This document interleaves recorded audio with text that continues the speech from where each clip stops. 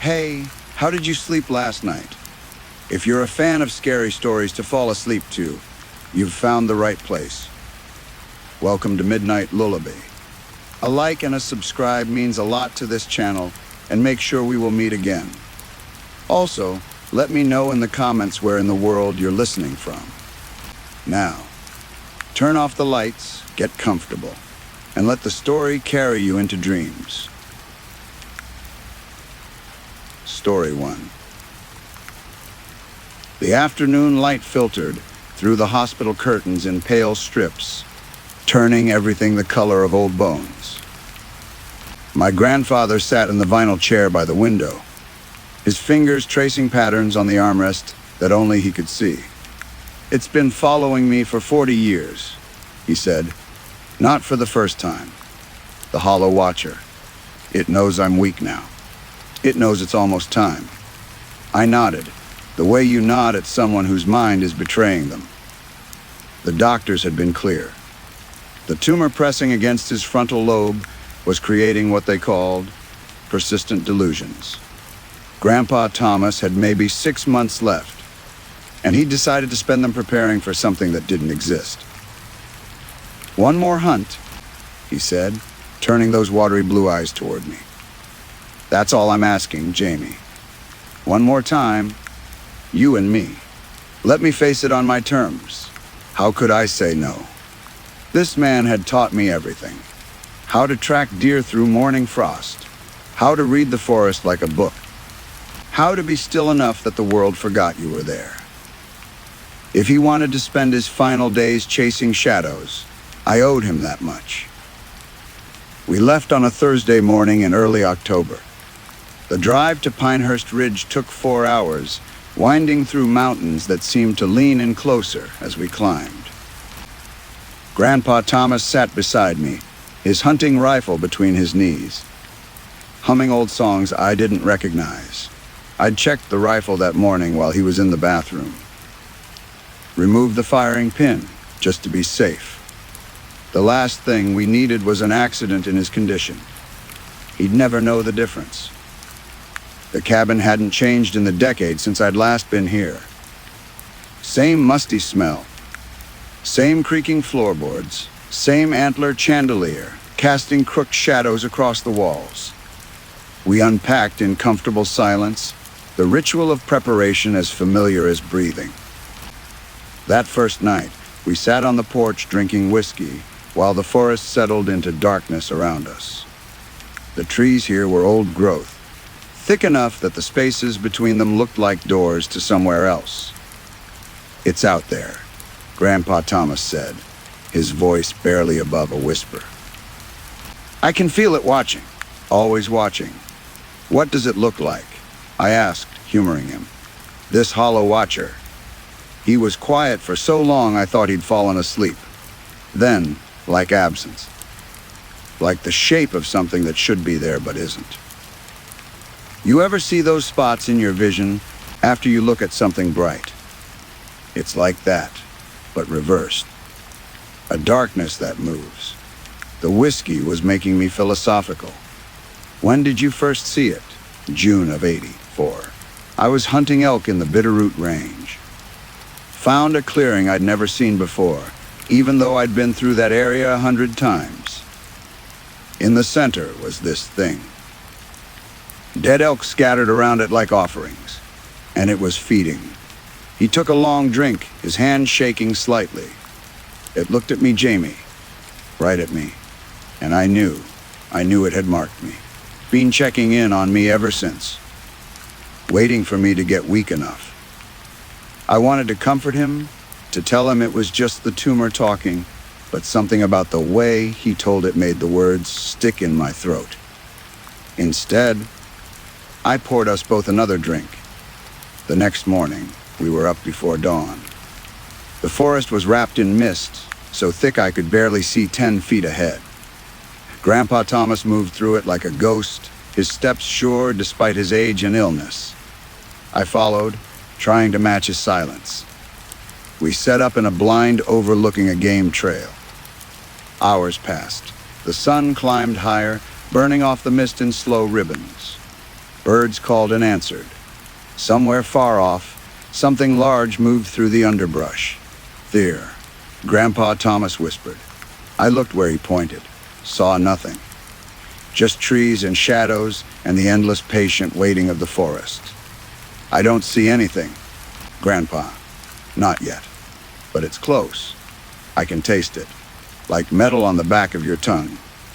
We stayed until sunset, then hiked back to the cabin in the gathering dark. He was quiet during dinner, picking at his food, his eyes distant. That night, I woke to the sound of footsteps on the porch. Slow, deliberate steps, back and forth, back and forth. I looked at my watch, 3:17 in the morning. I found Grandpa Thomas outside, still in his long johns, the rifle cradled in his arms. He was staring into the trees with an intensity that made my skin prickle. "It's here," he said without looking at me. "Been circling the cabin for the last hour. Grandpa, come inside. It's freezing. I can hear it breathing. Can you hear it, Jamie? Like wind through a hollow log." I listened, heard nothing but the usual night sounds. The creak of branches, the rustle of small things in the undergrowth, the distant cry of an owl. "Come on," I said, putting my hand on his shoulder. "Let's get you warm." He let me lead him inside, but he wouldn't lie down. Just sat in the chair by the window, the rifle across his lap, watching. I dozed off sometime around 4. When I woke, weak morning light was seeping through the windows, and Grandpa Thomas was making coffee like nothing had happened. The next 2 days followed the same pattern. We'd hunt during the day, seeing nothing unusual. At night, he'd patrol the cabin or sit vigil by the window. He was getting worse, I could see it, moving slower, forgetting things. The tumor was winning. On the 4th night, I woke to find his bed empty. The rifle was gone too. My heart hammering, I pulled on my boots and jacket and went outside. The moon was full, turning the forest into something from a fever dream. Long shadows stretched like fingers between the trees. And there, maybe 50 yards from the cabin, stood Grandpa Thomas. He had the rifle raised, pointed at something in the trees. As I got closer, I could hear him talking. 40 years. 40 years you've been waiting. Well, here I am. Come on then. Let's finish this. Grandpa, there's nothing there. He didn't turn around. Get back, Jamie. This doesn't concern you. I'm not leaving you out here alone. If you won't come back to the cabin, then I'm staying right here.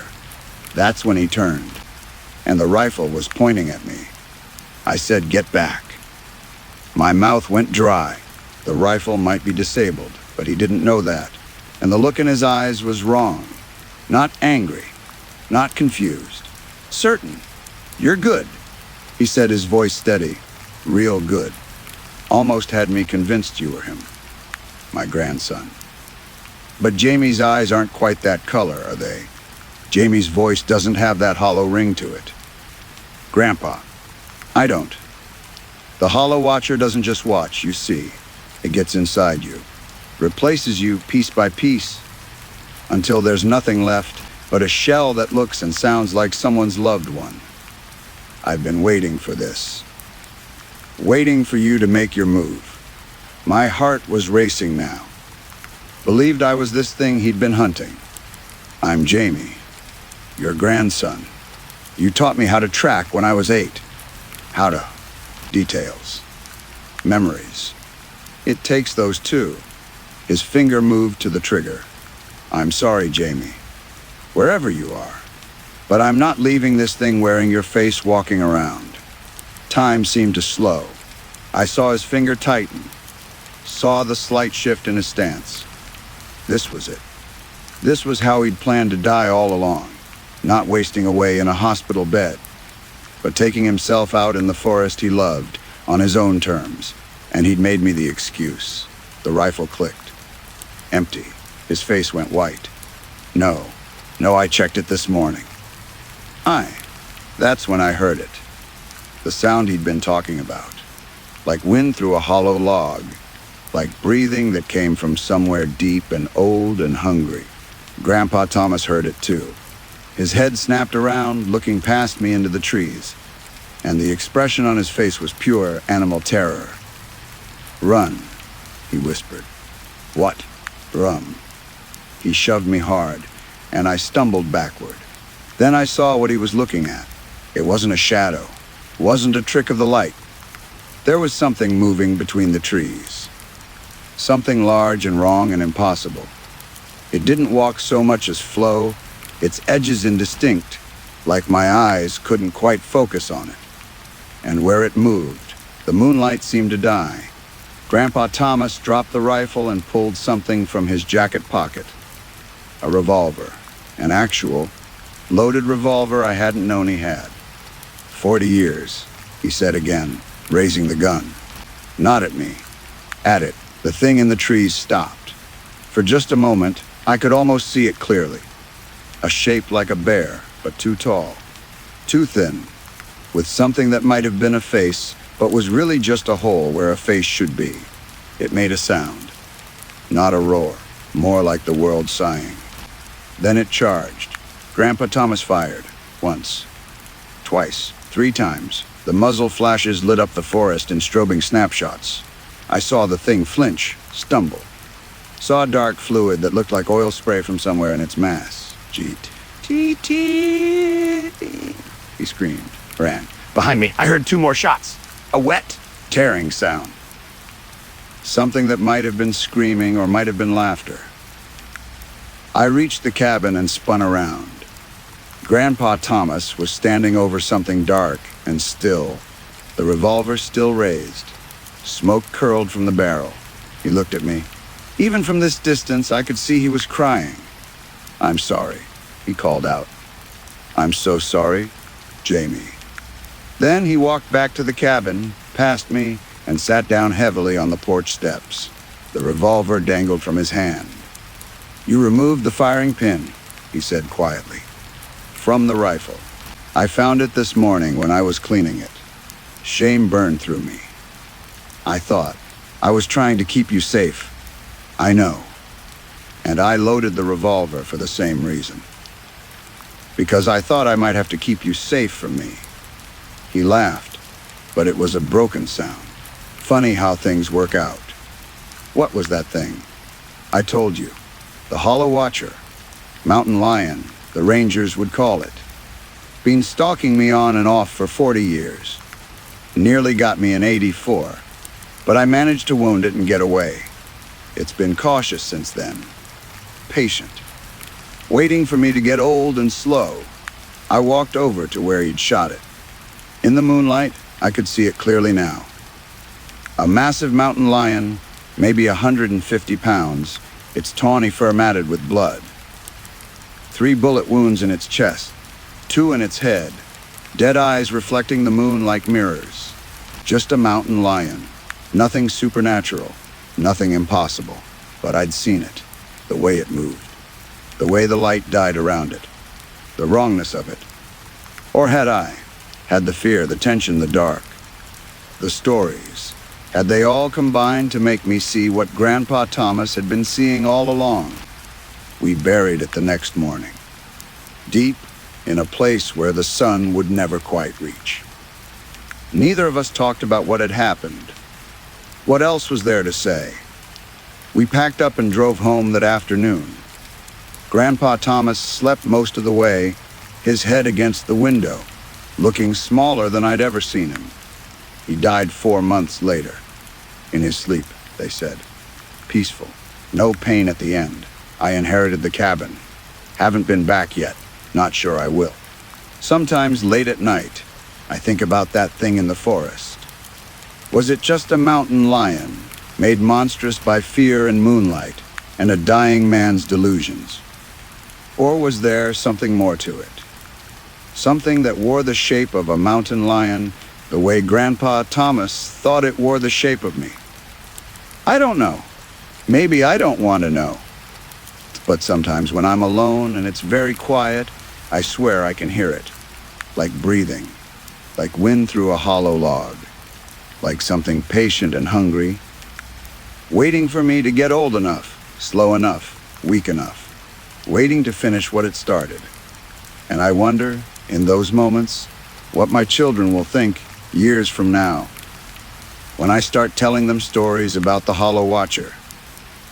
Will they humor me? Will they think it's just the tumor talking? Or will they, one night when the moon is full and the shadows are long, see it too? I suppose we'll find out. Eventually. We all do. Story 2. The bar in Ridgemont was the kind of place where everyone knew everyone, and strangers were noticed immediately. That's probably why he chose to introduce himself. "Name's Dalton," he said, sliding onto the stool next to me and my buddy Kevin. "You boys here for the festival." Kevin and I had driven up to Ridgemont for the annual fall festival, but more importantly, for the hiking. The Cascade Peaks were supposed to be beautiful this time of year, and we'd planned 3 days of backcountry camping. "Yeah," Kevin said, "and some hiking. You a local?" Dalton laughed. He had one of those faces that seemed familiar somehow, like you'd seen him in a movie or a commercial, but couldn't quite place where. Strong jaw, dark eyes, hair just long enough to look intentional. More or less. I get up here a few times a year. Love the wilderness, the solitude, opportunities. He said that last word with a strange emphasis that made me glance at Kevin. But Kevin was already engaged, asking Dalton about good trails, good campsites, the usual questions you ask someone who seems to know the area. "Oh, I know these mountains," Dalton said, ordering another beer. "Know them better than most. Used to be in the service. Specialized reconnaissance. You know what that means? Special forces," Kevin asked, leaning in. "Something like that. They don't talk about what we really did." He took a long drink. "But I'll tell you this. I can put a bullet through a playing card at 1,500 yards. Could do it blindfolded if I had to." I must have made a face, because he turned to look at me. "You don't believe me?" "I just think if you were really that good, you probably wouldn't be bragging about it in a bar in Ridgemont," I said. Kevin shot me a look. He hated when I got confrontational with strangers. But there was something about Dalton that rubbed me wrong. The way he told his stories with just a little too much detail. The way he watched us while he talked, like he was measuring our reactions. Dalton's smile didn't change, but something in his eyes went cold. Fair enough. I get that a lot from civilians. They don't understand what it takes. The training, the discipline, the psychology of it. Psychology, Kevin asked. Sure. Anyone can learn to shoot straight. That's mechanics. But to be a real marksman, you have to think like prey. You have to know how they move, how they think, what they'll do before they know themselves. He finished his beer. It's like chess, but with higher stakes. He kept talking about classified missions that sounded like they came from action movies, about kills he'd made that seemed suspiciously similar to scenes I'd seen on TV, about training methods that didn't quite make sense when you thought about them too hard. Kevin ate it up. He'd always been fascinated by military stuff, true crime, survival stories. But the more Dalton talked, the more certain I became that he was full of shit. Finally, around 11, I'd had enough. "Hey, Dalton," I said, interrupting another story about taking out a target from an impossible distance. "What unit were you with?" He blinked. "What? Your unit?" "In the service." "That's classified." "Right. And when did you serve?" 2003 to 2011. "Which branch?" His jaw tightened. "I told you it was specialized. We operated outside normal command structures." Kevin was looking between us now, sensing the tension. "Derek, come on. The guy's just telling stories." "Yeah," I said. "That's exactly what he's doing. telling stories. And Dalton stood up slowly. He wasn't a big guy, but the way he moved, or maybe the way he looked at me, made me think twice about pushing further. You calling me a liar? I'm saying you sound like every other guy I've met who claims to be some kind of secret operator, but can't provide any actual verifiable details. For a moment, I thought he might take a swing at me. His hands were clenched at his sides, his face flushed. Then he smiled. That same cold smile from earlier. You know what? Enjoy your hike, boys. Hope you see something interesting out there. He threw some cash on the bar and walked out. Kevin turned to me. Dude, what the hell? Why'd you have to antagonize him? Because he was full of crap, Kevin. Did you not hear the same conversation I did? Everything he said was generic military movie nonsense. So what? He was just trying to impress us. You didn't have to embarrass him like that. I didn't embarrass him. I called him out. There's a difference. Kevin shook his head. Whatever, man. Let's just finish up and get to the motel. We've got an early start tomorrow. But we left the bar around midnight. The streets of Ridgemont were mostly empty. Just a few festival goers stumbling between establishments. I didn't see Dalton anywhere, and I was glad for it. The next morning, we were on the trail by 7. The weather was perfect. Cool and clear, with that crisp autumn smell in the air. We hiked for about 3 hours before stopping for lunch at a scenic overlook. This is incredible, Kevin said, taking pictures of the valley below. See, totally worth the drive. I had to admit he was right. The mountains stretched out in every direction, covered in trees just starting to turn gold and red. The kind of view that makes you forget about bars and strange men and confrontations. We ate our sandwiches in comfortable silence, then continued up the trail. Our plan was to camp at Granite Lake, another 4 hours up. The trail was well maintained and moderately trafficked. We'd passed a few other hikers that morning, so we weren't worried about getting lost. Around 3 in the afternoon, Kevin stopped suddenly. Did you hear that? I listened. Birds, wind, the creak of trees. Hear what? I thought I heard like a crack, like a branch breaking. Probably a deer. We kept walking. 10 minutes later, there was another sound. This time I heard it too. A sharp crack that echoed off the rocks around us. That wasn't a deer, Kevin said quietly. Hunter maybe. It's the season. But there was something about that sound that made my skin prickle. It was too close. Too deliberate. We walked faster. Neither of us said anything, but I could tell Kevin felt it too. That sensation of being watched, of being followed. Then there was another crack, and this time I saw it. A puff of dirt and rock exploding from the trail about 10 feet ahead of us. Was that? Kevin started. Run. I said we ran. Crashed down the trail we'd just climbed, our packs bouncing against our backs, our breath coming in ragged gasps. Behind us, I heard another crack, then another, each one close enough that I could hear the whistle of the bullet passing. Someone was shooting at us. We dove off the trail into the trees, scrambling behind a large boulder. I pressed myself against the cold stone, my heart hammering so hard I thought it might burst. What the fuck, what the fuck, what the fuck?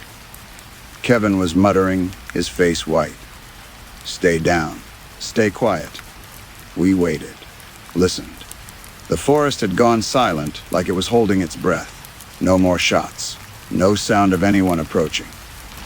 Maybe they were shooting at something else, Kevin whispered. Maybe they didn't even know we were there. Those shots were aimed at the trail, at us. But who would? Kevin stopped. Oh God. You don't think? Dalton, that we stayed behind that boulder for almost an hour, too terrified to move. When no more shots came, we carefully made our way back to the trail, moving from tree to tree, keeping low. The trail was empty. No sign of anyone. No sound but the wind and our own breathing. "We need to get back to town," I said. "Tell the police." Kevin nodded, still pale. "Which way?" I looked around, trying to orient myself. In our panic, we'd run downhill, but not along the trail. We'd veered off into the forest. The trail should be to our left, heading back toward the trailhead. We started walking, carefully, watching the trees around us, listening for any sound that didn't belong. That's when the next shot came. This one was different, not aimed at us, but past us. It hit a tree about 6 feet to my right, bark exploding, and I heard something I'll never forget. The bullet passed so close that I felt it. A pressure in the air. A heat. We ran again. Didn't think, just ran. Kevin was faster than me, pulling ahead, and I pushed myself to keep up. My lungs burned. My legs felt like they were made of lead. Another shot. This one hit the ground between us, kicking up dirt. He was playing with us. The realization hit me like cold water. These weren't kill shots. They were too precise, too controlled. He was hurting us, scaring us, enjoying it. Kevin. Stop. Are you insane? Is playing with us. If he wanted us dead, we'd be dead. Kevin slowed, then stopped, bending over with his hands on his knees. So what do? I don't know. We need to think. We need to. A shot hit the tree right above Kevin's head. He dropped to the ground, and I heard him sob. Actually sob. "Okay," I said, my voice shaking. "Okay, we keep moving, but carefully. We make our way back to the trail, back to town, and we don't stop." It took us 3 hours to get back to the trailhead. 3 hours of walking through the forest, jumping at every sound, expecting at any moment to feel that pressure in the air again, to hear that crack. But there were no more shots. When we finally emerged from the trees, the parking lot was exactly as we'd left it. Our car sat there, covered in a thin layer of dust. No one else around. We drove straight to the police station. The officer who took our statement was polite but skeptical. "And you say this person was shooting at you?" "Yes." "Did you see them?" "No." "But do you know for certain they were shooting at you, or could they have been hunting nearby?" "They were shooting at us. At the trail. Right where we were standing." "Did you retrieve any of the bullets? Any casings?" "No, we were too busy running for our lives." The officer nodded slowly. "And you think this might have been someone you met in a bar last night? Someone named Dalton?" When he said it like that, it sounded crazy, paranoid. But I pushed forward. "Yes. I think he followed us into the woods and decided to shoot at you because you questioned his military service." Kevin was silent beside me. I could feel him pulling away, starting to doubt his own memory, starting to think maybe we'd overreacted. "Look," the officer said, not unkindly, "I'll file a report. We'll send someone up to check the trail tomorrow. See if we can find any evidence of shooting. But I've got to be honest with you. Sounds like you boys spooked yourselves pretty good up there. Woods can play tricks on your mind, especially if you're already on edge. What about Dalton? Can you at least check if there's anyone in town by that name?" "Sure, I can do that." He turned to his computer and typed for a moment. Then he frowned. "Actually, we do have a Dalton in town. Dalton Reeves. He's in our drunk tank right now. Has been since about 1 a.m. The floor seemed to tilt. What? Got pulled over for DUI around midnight last night. Been here ever since. Just waiting for him to sober up so we can process him properly." The officer looked at us with something like sympathy. "So unless he can be in 2 places at once, it wasn't him shooting at you." We left the station in silence, got in the car, drove to the motel. "Maybe the officer was right," Kevin said finally. "Maybe we just freaked ourselves out. Heard some hunter and thought it was closer than it was. Kevin, I saw the dirt kick up. I felt the bullet pass.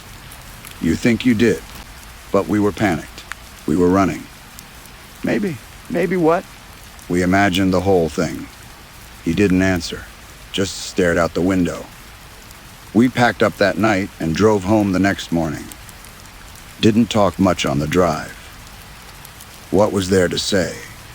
When I got home, I couldn't shake the feeling that something was wrong.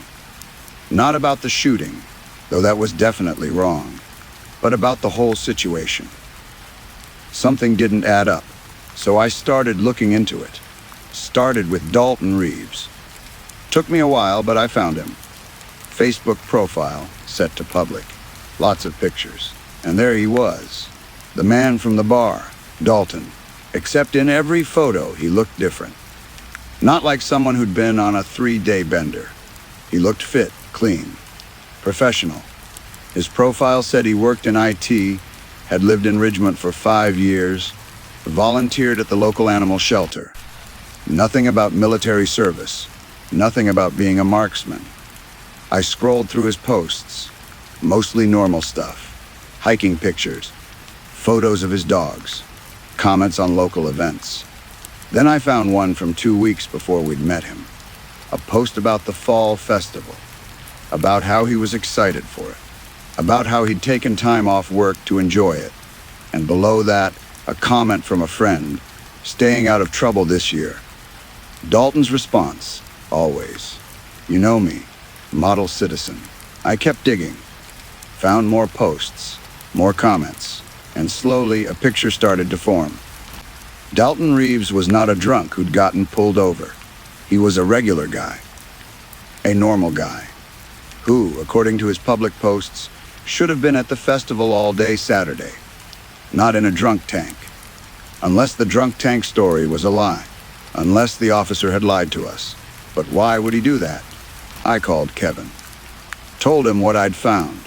He didn't want to hear it. Derek, please. I'm trying to move on from this. We're fine. We're safe. Whatever happened, it's over. But don't you want to know? I don't. I want to forget about it and never think about Ridgemont again. He hung up. That was 3 weeks ago. I've tried to take Kevin's advice. Tried to move on. But I can't stop thinking about it. If Dalton wasn't in the drunk tank, where was he? And if he was the one shooting at us, how did the officer not know? How did the whole police department not know? Unless they did know. Unless they covered for him. But again, why? I keep coming back to what Dalton said in the bar. About being a marksman. About the psychology of it. About thinking like prey. What if he wasn't lying? What if he really was that good? And what if that wasn't anger I saw in his eyes when I called him out? What if it was excitement? What if he'd been waiting for someone to challenge him? To give him an excuse? I found something else while I was researching. A news story from 5 years ago. About 2 hikers who went missing in the Cascade Peaks. They were found 3 days later alive, but traumatized. They claimed someone had been hunting them, shooting at them, playing with them. The police investigated but found no evidence. Concluded the hikers had gotten disoriented and imagined the whole thing. 1 year before that, there was another story. Same area, same claims, same conclusion. And the year before that, every year, around the fall festival, someone reports being shot at in the Cascade Peaks. And every year, the police find no evidence, no suspects, nothing. But here's what really keeps me up at night. In every single case, the victims mention meeting someone in a bar the night before. Someone who told them stories about being in the military, about being a marksman. Someone who seemed familiar, like they'd seen him somewhere before. And in every case, when the victims go to the police, they're told that this person has an alibi, that they couldn't have been in the woods. So either there's a whole group of people doing this, which seems unlikely, Or there's one person who's very good at creating alibis. Or the police are in on it. I don't know which possibility is worse. What I do know is this: I'm never going back to Ridgemont. I'm never hiking the Cascade Peaks. And I'm never, ever challenging a stranger who claims to be a marksman. Because I think Dalton was telling the truth about one thing. He can put a bullet through a playing card at 1,500 yards. And if he'd wanted us dead, we would be. The fact that we're alive means he got exactly what he wanted from us. He got to play his game. Got to watch us run. Got to prove to himself that he's still the best at what he does. And he got away with it. Just like he has every other year. I think about calling the police. The real police. Not the ones in Ridgemont. The state police. The FBI. But what would I tell them? That I think there's a marksman who hunts people for sport once a year, and that the local police might be covering for him. Based on what? My internet research and a bad feeling. They'd laugh me off the phone. So I'm left with this story. This warning. For anyone who might be planning a trip to Ridgemont. Anyone who might encounter a friendly stranger in a bar who tells impressive stories about impossible shots. Don't challenge him. Don't question him. Don't give him a reason to notice you. Just smile. Nod, and when he leaves, go back to your motel and drive home. Because if you don't, you might find yourself running through the forest, feeling bullets pass inches from your head, wondering if the next one will be the one that doesn't miss. Wondering if he's finally gotten bored with the game. And trust me, you don't want to find out. Some people are exactly what they claim to be.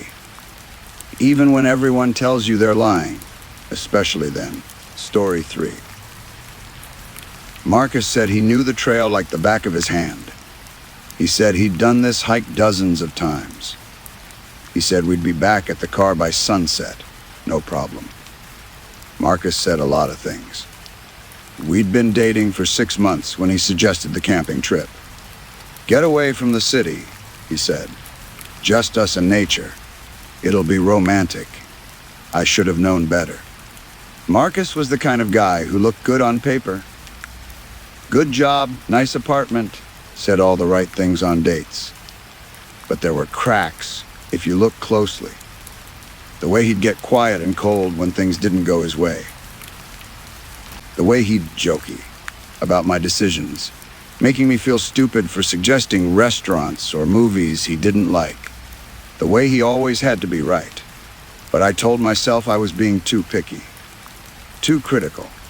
So when he suggested Blackwood Forest, I said yes. We started hiking at 10 in the morning. The trailhead was clearly marked, the path well worn. Marcus led the way, his new hiking boots squeaking with each step. He'd bought them the day before, along with a bunch of other gear that still had tags on it. You have hiked before, right? I asked, adjusting my own worn backpack. Of course, he said, not looking back. I told you. I do this all the time.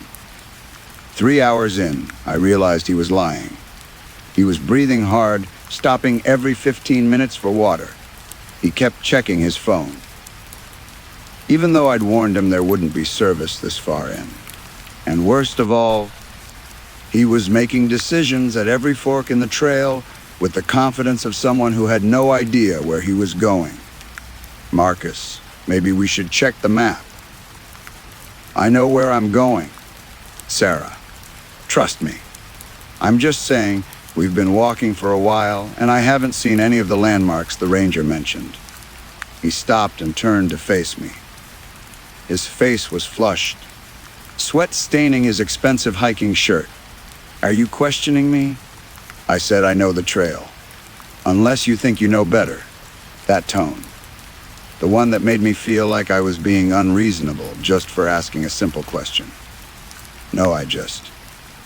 Then let's keep moving. Another hour passed. The trail got narrower, less defined. The trees pressed in closer, their shadows thick and cool. I hadn't seen another hiker in over 2 hours. Marcus, I really think we should turn back. This doesn't look right. Jesus Christ, Sarah. Do you have to question everything?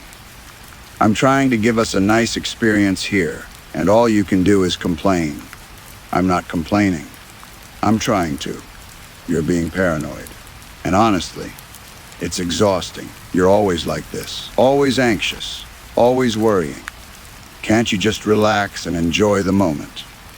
I felt that familiar twist in my stomach, the one that made me wonder if he was right, if I was the problem, if my instincts were wrong and his confidence was justified.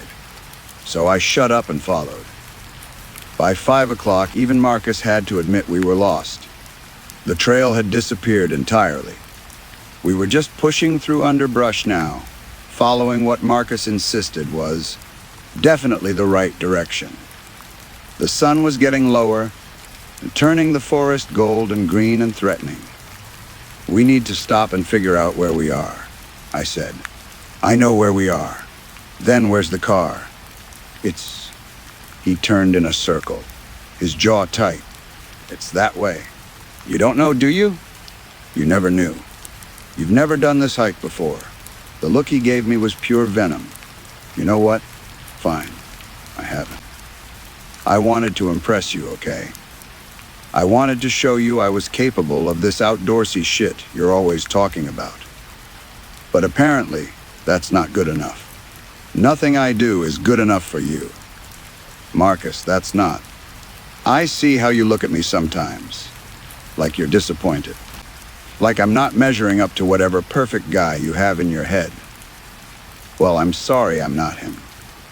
My hands were shaking. From exhaustion, from frustration, from something that might have been fear.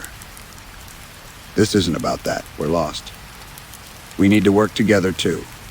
We're not lost, he was shouting now. Stop saying that! You're making everything worse by panicking! I'm not panicking! I'm being realistic. We need to? You need to shut up and let me think. The forest seemed to hold its breath. Even the birds had gone quiet. Marcus took a deep breath, running his hands through his hair. I'm sorry. I'm sorry. I didn't mean that. I'm just stressed. We're fine. We'll find our way back. Let's set up camp for the night and figure it out in the morning when we have fresh eyes. Setting up camp was a disaster. Marcus had bought one of those complicated modern tents, but neither of us could figure out how the poles fit together. It took an hour and 3 arguments before we had something vaguely tent-shaped. By then, it was dark. Properly dark. The kind of darkness you never see in the city. The kind where you can't see your hand in front of your face. We ate granola bars in silence. I could feel Marcus seething beside me, angry at the situation, angry at me for being right, angry at himself for getting us into this mess, but unable to admit it. I'm going to walk around a bit, he said suddenly. Clear my head. Marcus, you can't. It's too dark. I have a flashlight. Still, you might get turned around. It's better if we just stay put until morning. Stop telling me what to do. He was on his feet, the flashlight beam jumping wildly. I can't breathe with you hovering over me, questioning every single thing I do. I just need some space. He stalked off into the trees. I listened to his footsteps crashing through the underbrush, getting fainter and fainter, until there was nothing but silence. I sat by the tent, my own flashlight off to conserve battery, and waited. An hour passed. Then 2. I called his name, no answer. Called again louder, nothing. Had he fallen? Hit his head? Was he lying out there, somewhere, injured and alone, because I'd made him so angry he'd stormed off into the dark? Or had he just decided to leave me? Was he making his way back to the car right now, planning to send someone back for me in the morning? Teaching me a lesson about questioning him. I didn't know which possibilities scared me more. Around midnight, I heard something. Footsteps, coming from the direction Marcus had gone. Slow, deliberate steps. Marcus? My voice came out smaller than I intended. The footsteps stopped, then started again, circling, just beyond the reach of my flashlight. Marcus, this isn't funny. No response. Just those steady, patient footsteps, like someone walking the perimeter of a cage. I turned on my flashlight and pointed it toward the sound. The beam barely penetrated the darkness. I caught glimpses of trees, of movement between them, but nothing clear. Who's there? The footsteps stopped. For a long moment, everything was silent. Then a voice came from the darkness. Deep, rasping, nothing like Marcus's voice. Lost little girl. All my blood turned to ice. Who are you? Lauder. Low and wet. Don't you know? Aren't you the smart one? Always questioning? Always doubting? The voice was moving. Circling. First to my left, then behind me, then to my right. I spun with it, trying to keep my flashlight pointed at it, but it was always just out of reach. What do you want? Same thing he wants. To teach you a lesson. To show you what happens to girls who don't know their place. Where's Marcus? Marcus. Is that his name? Didn't catch it. He was too busy running when I found him. This wasn't happening. This couldn't be happening. You're lying. There's no one out here. It's just the two of you. The voice was right behind me now. I spun around, but there was nothing there. Not anymore. I ran. I crashed through the forest blindly, my flashlight beam bouncing crazily, branches whipping at my face. Behind me, I could hear footsteps. Heavy footsteps, keeping pace. Run faster, little girl. He did. Didn't help him much. I stumbled over a root and went down hard, the flashlight flying from my hand. I scrambled for it, my fingers closing around the cold metal, just as I heard him right behind me. I rolled and pointed the light up. There was no one there. I lay on the forest floor, gasping, listening. Nothing. No footsteps. No breathing. Nothing but the wind in the trees and the hammering of my heart. I stayed there for what felt like hours, too terrified to move. Waiting for him to come back. Waiting for those footsteps to start again. They never did. Eventually, I forced myself to stand. I couldn't stay out here. Couldn't let him hunt me down in the dark. I needed to move. I walked carefully, trying to make as little noise as possible. Every shadow looked like a person. Every sound like a footstep. My mind kept playing tricks, showing me shapes that weren't there, movements in the corner of my eye that vanished when I looked directly at them. Then I saw a light ahead, a flashlight beam sweeping back and forth. Marcus, I called out, hope surging through me. The light stopped, turned toward me. Sarah! Oh, thank God! I've been looking everywhere for you. It was Marcus's voice. But something about it was wrong. Too loud, too cheerful, like he was performing happiness. I approached cautiously, my own flashlight pointed at him. He was standing in a small clearing, still in his hiking clothes, still looking exactly like he had when he'd walked away. Except his eyes were different. Too bright, like he was scared but pretending not to be. Where did you go? I asked. I got turned around. Took me forever to find my way back to camp, but when I got there, you were gone. I've been searching for you for hours. I was at the camp the whole time. No, you weren't. I was just there, the tent's empty. We stared at each other across the clearing. You're lying, I said quietly. What? No, You're lying, Marcus. Just like you've been lying about knowing the trail. Lying about hiking before. Lying about everything. His face changed. The fake concern melted away, replaced by something cold and angry. Fine. You want the truth. I was trying to scare you. Thought it would be funny. A little payback for making me feel like an idiot all day. What? The voice. The footsteps. That was me, just messing with you a little bit. And you absolutely lost it. Started running around like a crazy person. It was actually kind of pathetic. I felt sick. That's not funny, Marcus. That was terrifying. I thought you were hurt. I thought someone was out here trying to. To what? Kill you. He laughed. Jesus, Sarah. It was a joke. Can't you take a joke? Or is that something else you're going to hold against me? I want to go home. Oh, now you want to go home. Now that I'm not playing along with your little victim narrative. What are you talking about? You've been treating me like I'm incompetent since we started this hike. Looking down on me. Questioning every decision. Making me feel like shit. So excuse me for trying to have a little fun at your expense. My hands were clenched so tight my nails were digging into my palms. Fun. You call terrorizing me in the middle of the woods fun. I call it evening the score. He took a step toward me. And honestly, watching you run around all scared, that was the most satisfying part of this whole disaster of a trip. I took a step back. Stay away from me. Or what? You going to run again? Go ahead. Not like you know where you're going. But I did. Because while he'd been talking, I'd been listening. And underneath his voice, I'd heard something else. The distant sound of water.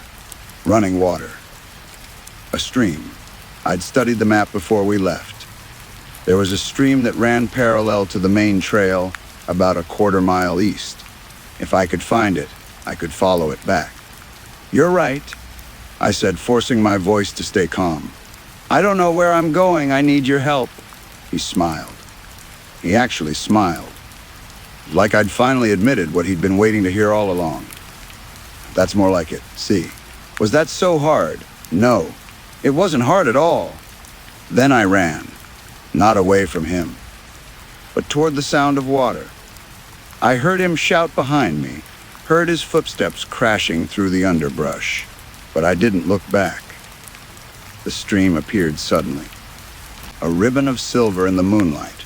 I splashed through it and started following it downstream, moving as fast as I dared.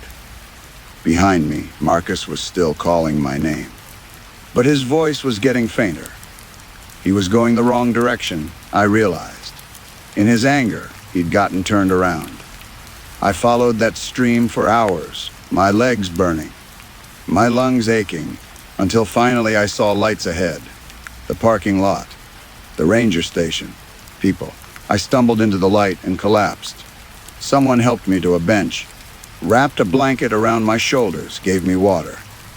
A ranger was asking me questions. Where was my hiking partner? What had happened? I told them. Told them we'd gotten lost. I told them Marcus had walked off and I'd followed the stream back. Didn't mention the voice in the darkness. Didn't mention his joke. What would I say? That my boyfriend had pretended to be a serial killer to scare me. That he'd enjoyed watching me be terrified. They sent a search party. Found Marcus 3 hours later. Still wandering in circles, convinced he knew where he was going. He was dehydrated, exhausted, and furious. When he saw me, his face went dark. You left me out there. You knew where you were going, remember? I figured you'd find your way back. The Rangers were watching us carefully now, sensing something wrong but not sure what. Marcus lowered his voice. This isn't over. Yes, I said quietly.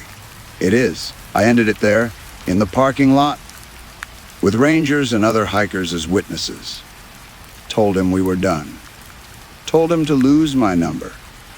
And when he tried to argue, tried to make me feel like I was overreacting like I always did, I just walked away. Got in my car and drove home alone. That was 6 months ago. I haven't been hiking since. Haven't been able to bring myself to go back into the woods. Every time I think about it, I hear that voice in the darkness. That rasping, wet laugh. Lost little girl. All alone in the woods. Here's the thing that keeps me up at night. I know Marcus said it was him. Said he was making those sounds, playing that trick on me. And maybe it was. Maybe he disguised his voice and circled around in the dark, getting off on my fear. But I heard him talking to the Rangers later when he thought I couldn't hear. Heard him telling them about getting lost, about being terrified, about hearing something in the woods, something that breathed wrong, something that spoke, something that wasn't me. And his hands were shaking when he said it. Real shaking. Not the fake kind. The kind you can't control when you've been genuinely afraid. So I'm left with two possibilities.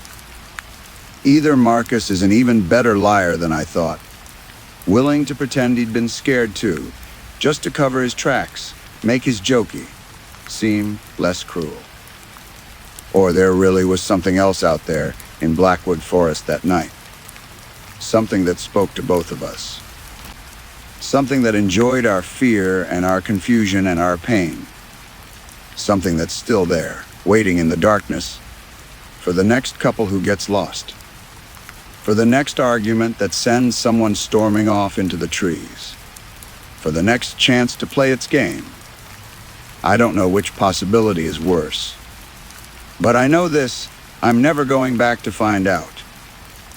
And if you're thinking about hiking Blackwood Forest, about testing yourself against the wilderness, about getting away from it all with someone you're not quite sure about, don't. Just don't. Because some games you don't win. You just survive them. If you're lucky. Story 4. The station at Ashford Junction has been closed for 17 years. I know this because I helped write the article about its closure for the local paper when I was a journalism student. Budget cuts, declining ridership, the usual story of rural infrastructure slowly dying. The last train pulled away from Platform 2 at 11:47 p.m. on a Tuesday in October, carrying 6 passengers and the weight of a century of history. The station should have been demolished years ago, but bureaucracy moves slowly. It just sits there on the edge of town, slowly being reclaimed by ivy and weather, a monument to a time when people believed in trains and progress and the promise of somewhere better just down the line. I'm thinking about all of this as I wait for my ride at the coffee shop across the street from the old station. My car broke down 3 miles outside of town, and my sister said she'd pick me up, but it would be at least an hour. Typical. So I'm nursing a lukewarm coffee and staring out the window at the abandoned platform, trying not to think about deadlines I'm missing. That's when I see the light. At first, I think it's a reflection, something from inside the coffee shop bouncing off the window. But when I turn to check, there's nothing that could cast that particular glow. Pale yellow, flickering slightly, like old gas lamps or dying fluorescence. I look back at the station. The light is coming from inside the waiting room, visible through the grimy windows. As I watch, more lights come on, one by one, illuminating the platform with that same sickly yellow glow. The barista notices me staring. Weird, right? She says. Happens sometimes. Probably just kids messing around. Or maybe the electricity never got fully disconnected. Does it happen often? I ask, not taking my eyes off the station. She shrugs. Often enough that we don't call the cops anymore. Nothing ever comes of it. Lights come on, lights go off. No one's ever there when they check. But I keep watching because something about this feels different. The lights aren't just on. They're moving as if someone is walking through the station, switching them on room by room. And now I can see shapes moving behind the windows. Shadows of people. I'll be right back. I tell the barista, grabbing my jacket. I wouldn't. She calls after me, but I'm already out the door. The October air is cold, carrying the smell of wet leaves and approaching rain. The street is empty. It's nearly midnight, and this isn't the kind of town that stays up late. I cross over to the station, ducking under the rusted chain link fence that's supposed to keep people out but has been bent open by years of trespassers. Up close, the station looks even more decrepit than it did from across the street. The brick facade is crumbling, the wooden canopy over the platform sagging dangerously. But the lights are definitely on, and I can hear something now. A low rumbling that I feel in my chest as much as hear with my ears. The front door to the waiting room is locked, but the wood around the handle is rotten. One good push and it swings open with a creak that sounds too loud in the quiet night. Inside, the station looks almost exactly as I remember it from my article research. The wooden benches are still there, though covered in dust and bird droppings. The old schedule board still hangs on the wall, times frozen for trains that will never come. The ticket window is shuttered, a closed eye. But the lights are on, and they shouldn't be. The electricity was cut years ago. "Hello," I call out. My voice echoes strangely, as if the room is larger than it should be. No response. But I can still hear that rumbling. And now I recognize it. The sound of a train approaching. Distant but getting closer, rails singing their iron song. That's impossible. The tracks were torn up 5 years ago. Sold for scrap. I walk through the waiting room and out onto the platform. The night air hits me, colder here somehow, and I can see my breath-forming clouds. The platform stretches away in both directions, disappearing into shadow. The tracks are back. I stare at them, my mind refusing to process what I'm seeing. Gleaming steel rails, where this afternoon there was only gravel and weeds. They look solid real, reflecting the yellow platform lights in long silver ribbons. The rumbling grows louder. In the distance, I see a light, a single headlamp cutting through the darkness. The train is coming. I should leave. Every rational part of my brain is screaming at me to get off this platform, to run back to the coffee shop, to call my sister and tell her to hurry. But I can't move. I'm frozen, watching that light grow larger, hearing the train's approach turn from a rumble to a roar. It comes around the bend, and I get my first clear look at it. The locomotive is old, older than the station itself. A steam engine from another era, all black iron and brass fittings. But it's moving smoothly, powerfully, trailing a line of passenger cars that seem to shimmer slightly, as if I'm seeing them through water. The whistle blows, a mournful sound that raises goosebumps on my arms. The train slows as it approaches the platform. I can see faces now in the windows of the passenger cars. People, dozens of them, all staring out at the station with expressions I can't quite read. Not fear, exactly, something else. Recognition, maybe, or resignation. The train comes to a complete stop, perfectly aligned with the platform. The doors hiss open. I know I shouldn't get on. Every story, every legend, every fairy tale about accepting invitations from impossible things, they all end badly. But I take a step forward anyway, drawn by curiosity and something deeper. Something that feels like destiny or fate, or just the inevitable pull of mystery. I wouldn't if I were you. I spin around. An old man is sitting on one of the platform benches. I'm certain he wasn't there a moment ago. He's wearing a conductor's uniform, navy blue with brass buttons, a cap perched on his head. His face is deeply lined, weathered like old leather. The midnight train, he says, nodding at the locomotive. It's been running this route for longer than anyone remembers. But it's not going anywhere you want to go. Where does it go? I ask, my voice barely audible over the idling engine. He smiles sadly. Nowhere. Everywhere. Between. It's a train for people who missed their connection, who got lost on the way, who chose the wrong platform at the wrong time. Once you get on, you don't get off. Not at any station you'd recognize anyway. I look back at the train. The faces in the windows are clearer now, and I realize with a chill that I recognize some of them. The owner of the hardware store who disappeared 3 years ago. A girl from my high school who vanished after prom night. A professor from the college who went for a walk one evening and never came home. They're all here, sitting in those passenger cars, staring out with hollow eyes. But why? I asked the conductor. Why do they stay on? Why don't they just get off? Can't, he says simply.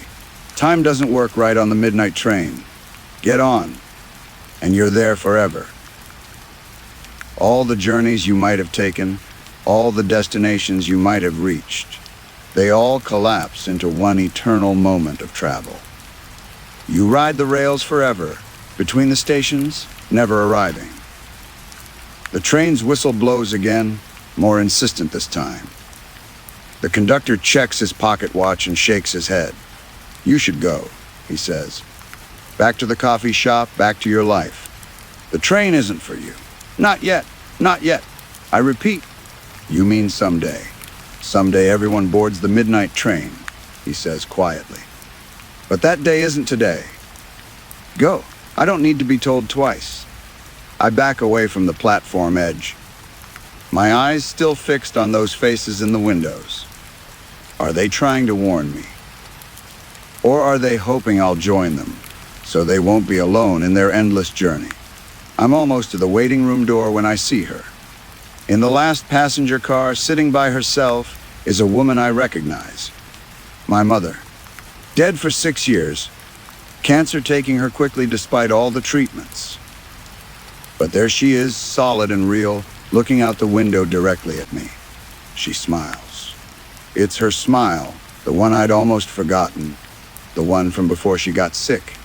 She raises her hand in a small wave, a gesture that says, I'm okay, and I miss you, and come with me, all at once.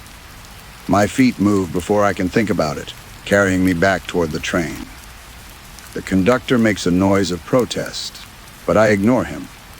The doors are still open, stairs folded down, inviting. I can see my mother clearly now, her hand still raised, her smile unwavering. All I have to do is step aboard. She's not real, the conductor says behind me, but his voice sounds distant, unimportant. None of them are. They're echoes, memories, fragments of lives that got lost in transit. Your mother is gone, truly gone. That's just the shape the train is wearing to tempt you aboard. But she looks so real, so alive, and I miss her so much it physically hurts, a pain in my chest that never fully goes away. 6 years, and I still reach for the phone to call her when something good happens, still expect to see her at family gatherings, still dream about her and wake up crying when I remember she's gone. What if the conductor is wrong? What if she's really there, waiting for me, and all I have to do is take those few steps and climb aboard, and we can be together again? Please, the conductor says, and there's genuine sorrow in his voice. Don't make me watch another one board. Don't make me add your face to the windows. I look at him, and I see the truth in his ancient eyes. He's not just the conductor. He's the guardian, the witness, the one who has to watch this happen over and over, helpless to do more than warn people who almost never listen. How many faces has he watched pass by in those windows? How many people has he failed to save? I look back at my mother. As I watch, her smile falters. Her edges blur slightly, like a photograph losing focus. She shakes her head, a tiny movement, but clear. And I understand. She's not beckoning me, she's saying goodbye. She's warning me away. The real her, wherever she is, wouldn't want me to board this train. Wouldn't want me to trade my life for an eternity of in-between. I step back, and back again. My mother's image becomes more transparent, fading like morning mist. I love you, I whisper, though I know she can't hear me. I'll always love you. Then I turn and run. I burst through the waiting room door, across the dusty floor, out into the October night. Behind me, I hear the train's whistle one more time. Not mournful now, but angry, frustrated at losing a passenger. The rumbling grows louder, then begins to fade. I don't look back until I'm across the street, back at the coffee shop. The barista is staring at me through the window, phone in hand, probably deciding whether to call for help. When I finally turn around, the station is dark again. No lights, no train, no conductor. Just an abandoned building slowly rotting in the moonlight. But I can still see them if I look carefully. Faces in the dark windows, faint and translucent. Passengers waiting for a station that never comes. My phone buzzes. A text from my sister, sorry, running late. Be there in 20. I text back, no problem. Take your time. Then I sit down and order another coffee, something to warm my shaking hands. The barista brings it over, gives me a long look. You went over there, she says. It's not a question. I nod. See anything interesting? I think about lying, but what's the point? The train, I say. I saw the midnight train. She's quiet for a moment, then sits down across from me. My brother got on, she says quietly, 4 years ago. He was waiting for his girlfriend to pick him up, but she was late. The train came, and he thought, she shakes her head. I don't know what he thought, but he boarded. And now sometimes, when the train comes, I see him in the windows, just riding, forever. I'm sorry. I say, because what else can you say? Me too. She gets up, goes back to the counter. But before she walks away, she adds, you were smart. Most people who get that close, they don't come back. I spend the rest of the wait drinking coffee and deliberately not looking at the station. When my sister finally arrives, I get in the car without a word, relieved to be leaving. But as we drive past Ashford Junction, I can't help glancing over. The station sits dark and empty in our headlights. But I swear I see a figure on the platform, an old man in a conductor's uniform checking his pocket watch. Waiting for the next traveler, waiting for the midnight train. That was 3 weeks ago, and I've been back twice since then. I tell myself I'm just checking, making sure it was real, that I didn't imagine the whole thing. But that's not quite true. The truth is that I'm looking for my mother's face in those windows.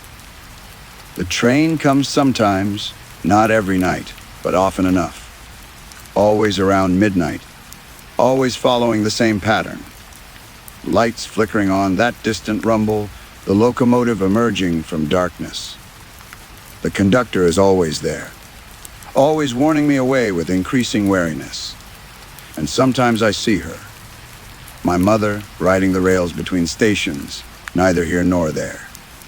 Each time, she looks a little less real, a little more faded, like a memory wearing thin.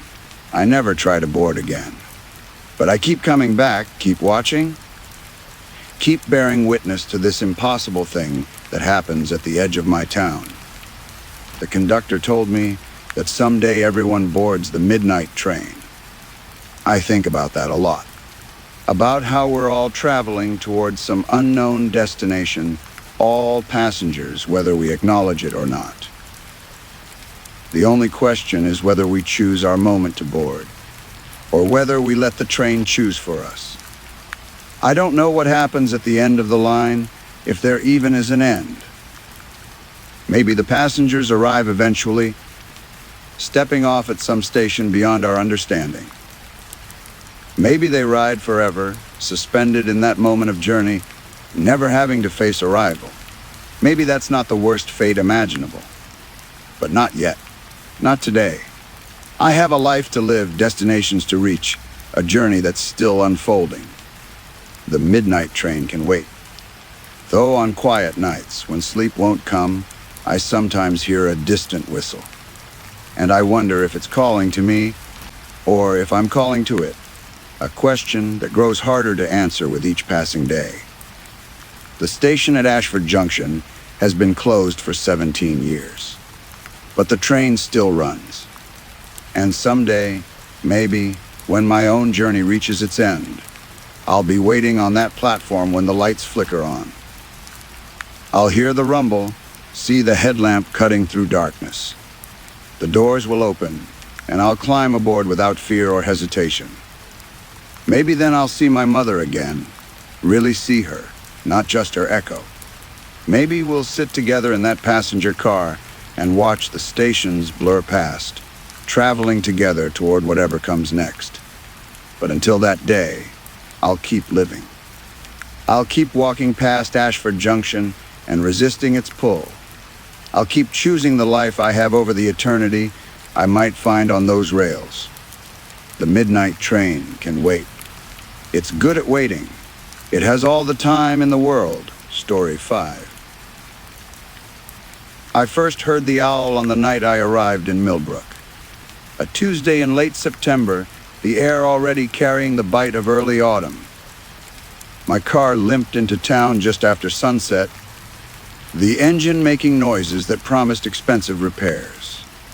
I'd taken the job at the elementary school sight unseen, desperate for work, desperate for a fresh start, desperate to be somewhere that wasn't the city with its memories and mistakes. The inn where I'd be staying until I found an apartment sat at the edge of town, a converted Victorian with peeling paint and a proprietor who introduced herself as Mrs. Yates. She was 70 if she was a day, with eyes that assessed me with uncomfortable accuracy. "You'll be the new teacher?"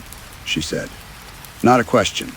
In a town this small, everyone knew everything before it happened. 4th grade. I confirmed, signing the register with handwriting that looked shakier than I would have liked. "Good," she said, handing me a heavy brass key. "We need young blood here. Though I hope you plan on staying longer than the last one." I asked what happened to the last one. Mrs. Yates's expression closed like a door. "Didn't work out," she said. "Rooms up the stairs, second door on the left. Breakfast at 7. Don't go wandering at night. The woods aren't safe after dark." That was when I heard it. A sound that seemed to come from everywhere and nowhere. A long, wavering call that raised the hair on my neck. Not quite a hoot. More like a scream that had learned to speak in bird. Mrs. Yates's face went pale. "Back already," she murmured. "Lord help us." "What is that?" I asked. She looked at me with something like pity. "The owl. It comes before, well. You'll hear the stories soon enough.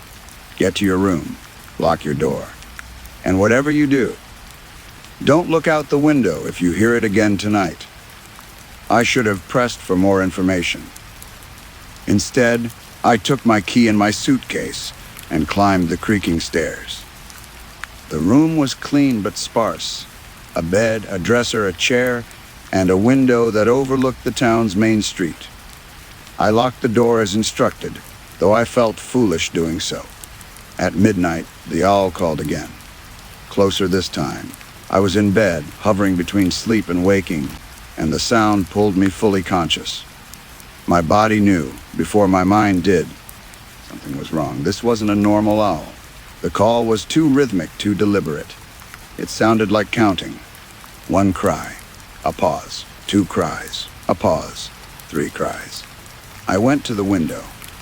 I know Mrs. Yates had warned me not to, but curiosity is its own kind of hunger. I pulled back the curtain and looked out. The street was empty. The shops were dark. The streetlights cast pools of amber light that made the shadows between them deeper.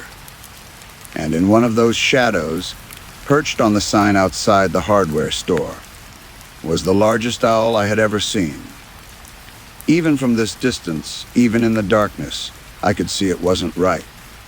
Its head was turned at an impossible angle, not the normal swivel of an owl's neck, but something more. Something complete. It was looking in every direction at once.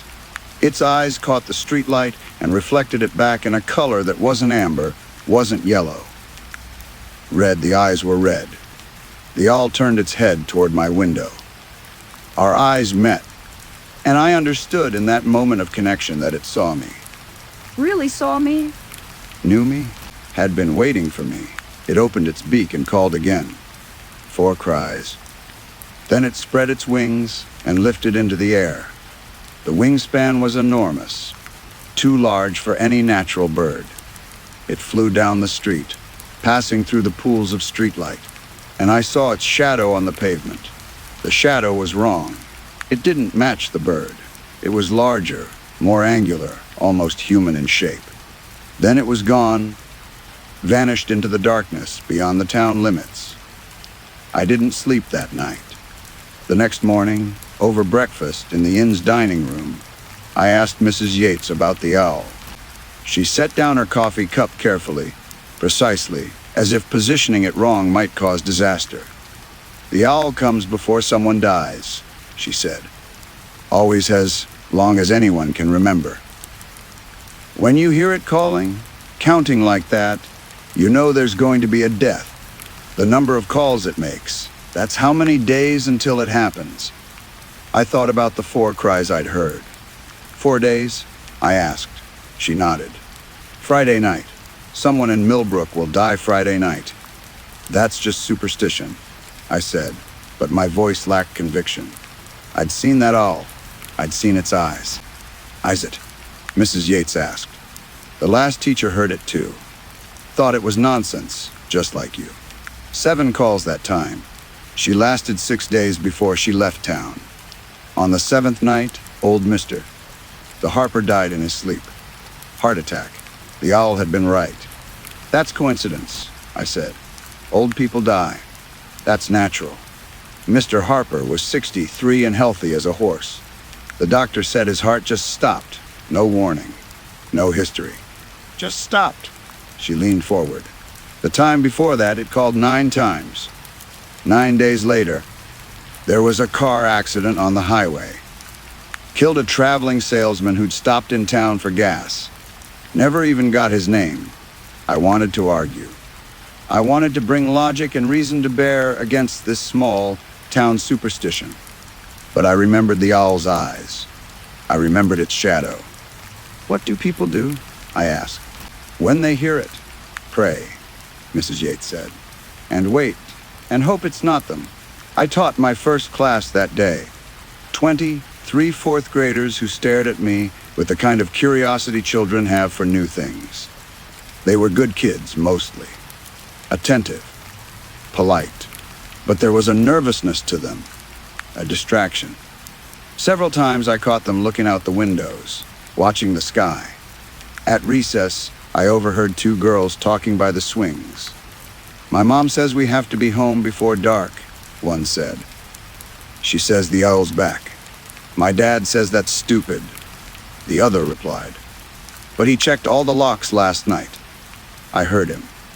During lunch, I sat in the teacher's lounge with the other staff. Principal Morrison, a tired-looking man in his 50s. Mrs. Chen, who taught 2nd grade. Mr. Walsh, the gym teacher. And Miss Brennan, who'd been teaching 1st grade in Millbrook for 30 years. You heard it, didn't you? Miss Brennan asked me without preamble. Last night. The owl? I admitted I had. Mrs. Yates told me about the superstition, I said carefully. It's not a superstition, Principal Morrison said, his voice flat. It's a fact. When that owl calls, someone dies. Been happening as long as the town's existed. There are records, newspapers, death certificates. The owl calls 4 days later, someone's dead. There has to be a scientific explanation, I said. Maybe the owl's presence correlates with some environmental factor that affects health. Maybe you should take this seriously, Mr. Walsh interrupted. The last teacher who didn't, she's the one who left. The one before that, she stayed. He paused. She was the one who died. The lounge went very quiet. What happened to her? I asked. Miss Brennan answered, her voice soft. Sarah Winters. Young woman like you. Came here 3 years ago. Heard the owl her first week. 8 calls. She laughed it off. 8 days later, she was found in her classroom. Heart attack, the coroner said. But Sarah was 26 and healthy. No history of heart problems. Just dead. I felt cold despite the warm room. How do you live with this? How do you stay here, knowing? Where else would we go? Principal Morrison asked. This is home. And the owl doesn't come that often. Once, maybe twice a year. Sometimes less. You learn to live with it. You learn to be careful when it calls. Careful how? I asked. No one answered. That night, I stayed in my room at the inn. I didn't go to the window. When the owl called at midnight, 3 cries, I counted. I buried my head under my pillow and tried not to listen. But I heard it anyway. That sound penetrated everything. It wasn't just heard with ears. It resonated in bones, in blood, in the deep parts of the brain that remember when humans were prey. 3 calls, 3 days. The next morning, Mrs. Yates looked haggard. Did you count? She asked at breakfast. I nodded. 3. Thursday night then, she said. God help whoever it is. I spent the day teaching, but my mind was elsewhere. I couldn't stop thinking about that owl, about its wrong shadow, about its red eyes. I couldn't stop thinking about Sarah Winters, dead at 26 in her classroom, about Mr. Harper, about the unnamed salesman. After school, I went to the town library. It was a small building, older than the school, with books that smelled like vanilla and decay. The librarian, a woman named Patricia, looked unsurprised when I asked about the owl. Everyone asks, eventually, she said. She led me to a back room where local history was stored. Newspapers going back 100 years, town records, personal journals. I read until my eyes burned. The pattern was cleared. The owl's calls had been documented for over a century. Sometimes it would go years without appearing. Then it would return, call its numbers, and someone would die exactly when predicted. But it was more than that. The deaths were always strange, always unexplained. Heart attacks in healthy people. Accidents that should have been survivable. Illnesses that appeared and killed within hours. As if the owl's prediction didn't just foresee death, it caused it. I found Sarah Winters' death certificate. Cause of death, cardiac arrest. I found the articles about Mr. Harper, about the salesman, about dozens of others stretching back through the decades. And I found something else. A journal from 1923 written by a minister named Thomas Blackwood. His handwriting was spidery, uncertain, the words of a man losing his faith. The owl is no natural creature, he wrote. I have watched it for 3 months now, studying its patterns, seeking to understand. It does not eat. It does not nest. It does not behave as any bird I have known. It simply watches, waits, calls. I have come to believe it is not an owl at all, but something wearing an owl's shape. A messenger, perhaps, or a reaper. It marks those who will die, and death comes for them, inevitable as winter. I have prayed for guidance. God is silent.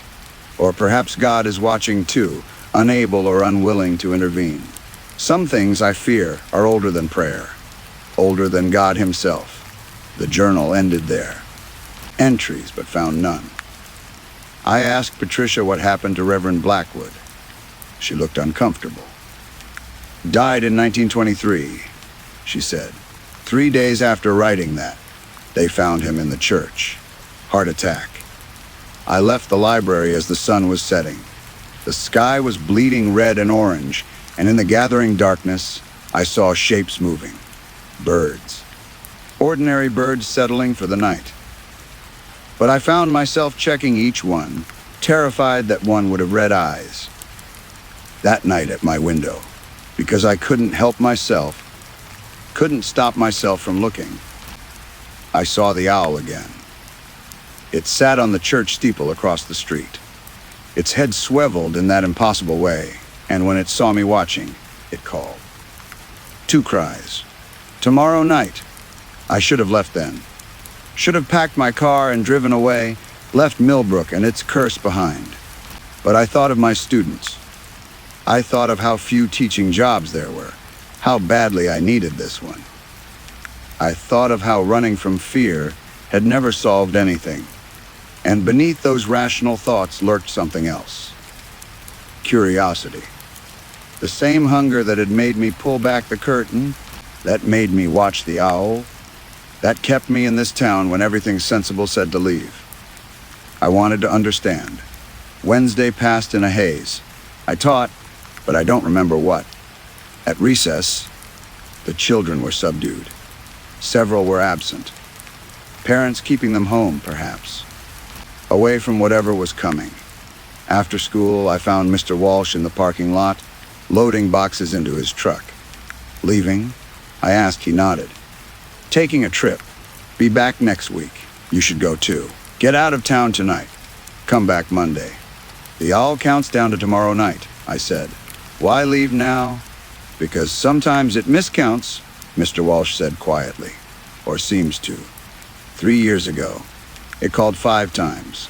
Everyone relaxed when 5 days passed and no one died. On the 6th day, there was a fire. Killed 2 people. The owl was wrong. The owl is never wrong. We just don't always understand what it's counting. He climbed into his truck.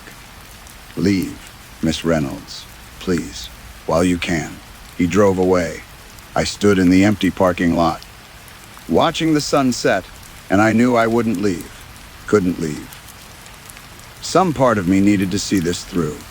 That night, I didn't wait in my room. I went out. Walking the empty streets of Millbrook, watching the windows where people hid behind locked doors and drawn curtains. The town felt abandoned, though I knew people were there. Waiting. Praying. At midnight, I stood in the center of Main Street, beneath the streetlight where I'd first seen the owl, and I called out to it. I'm here, I said to the darkness. I'm watching. I'm waiting. If you're going to take someone, take me. The silence was profound. No wind, no crickets, no distant cars. Just silence, pressing down like weight. Once. A single long cry that seemed to last forever. One day? No. I understood suddenly. Not one day, one person, one death.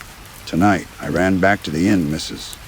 Yates was in the parlor, rosary beads in her trembling hands. She looked up when I burst through the door.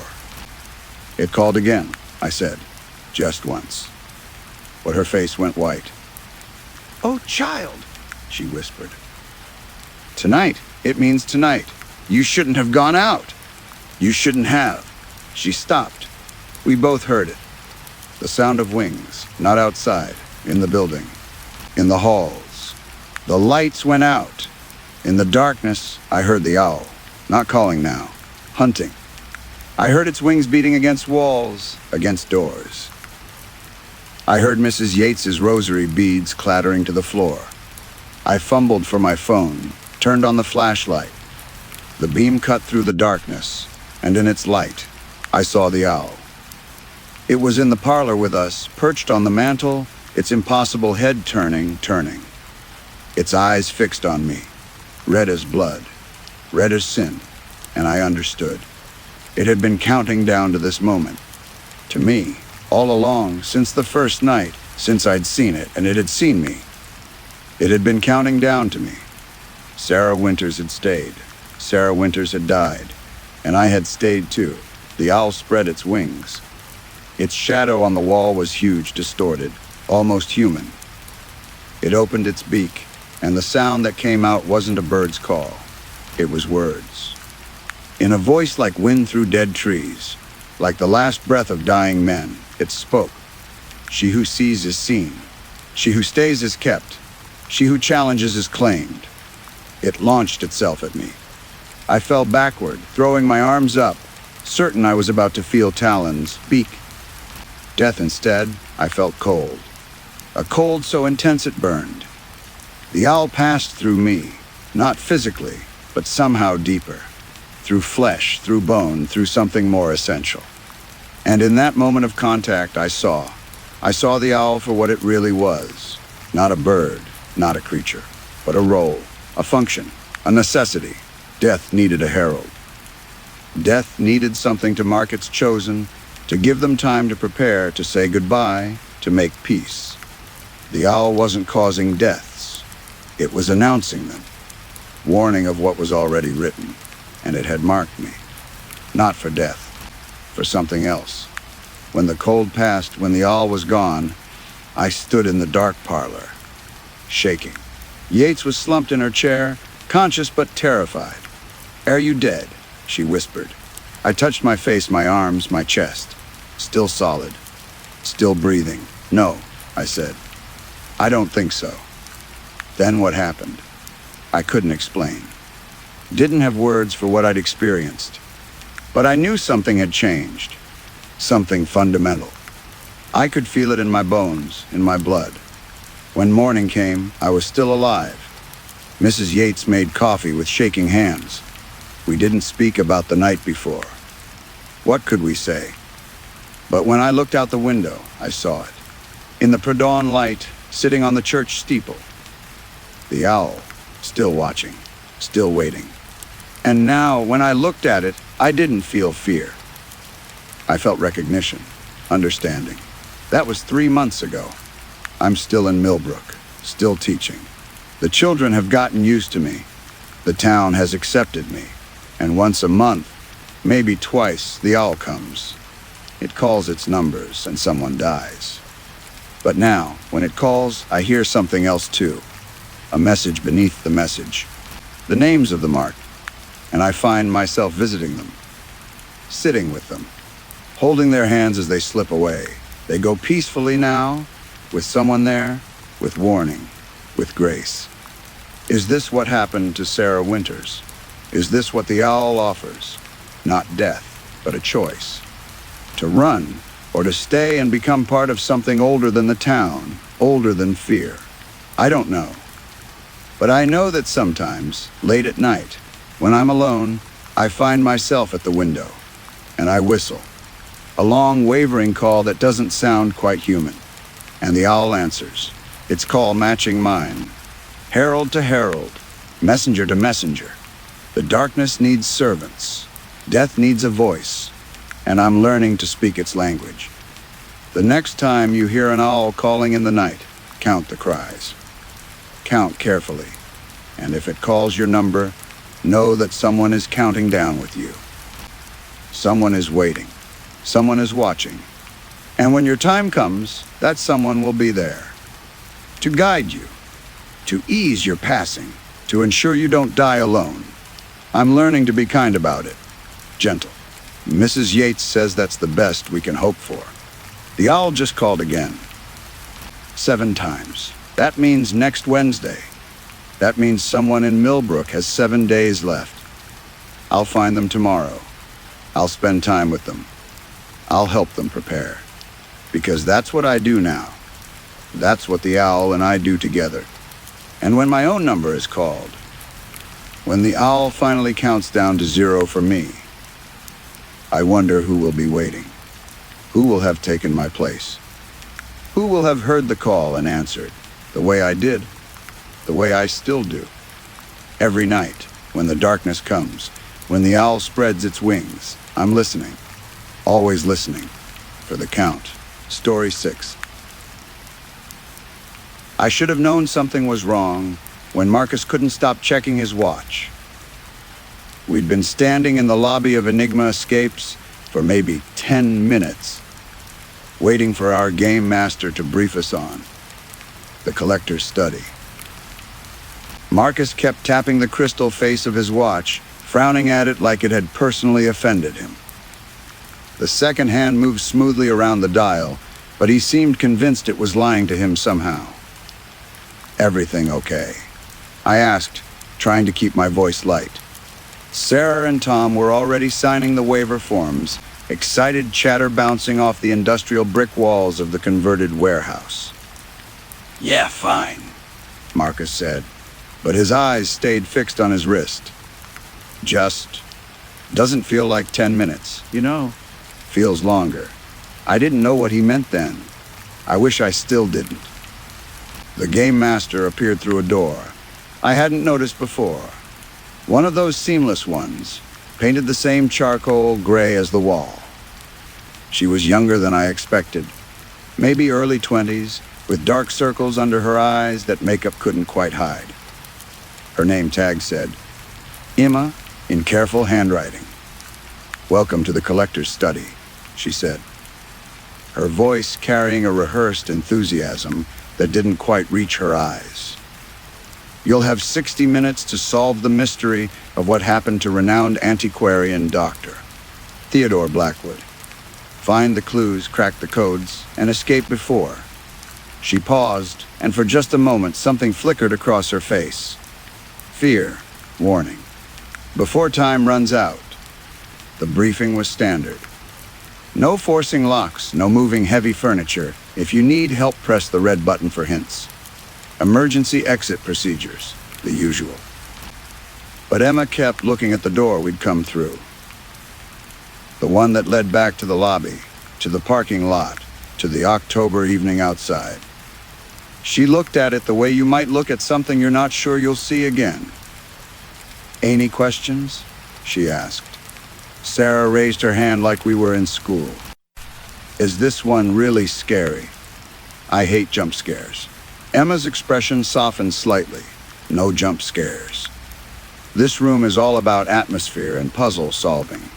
The fear here," she chose her words carefully, "the fear is quieter than that."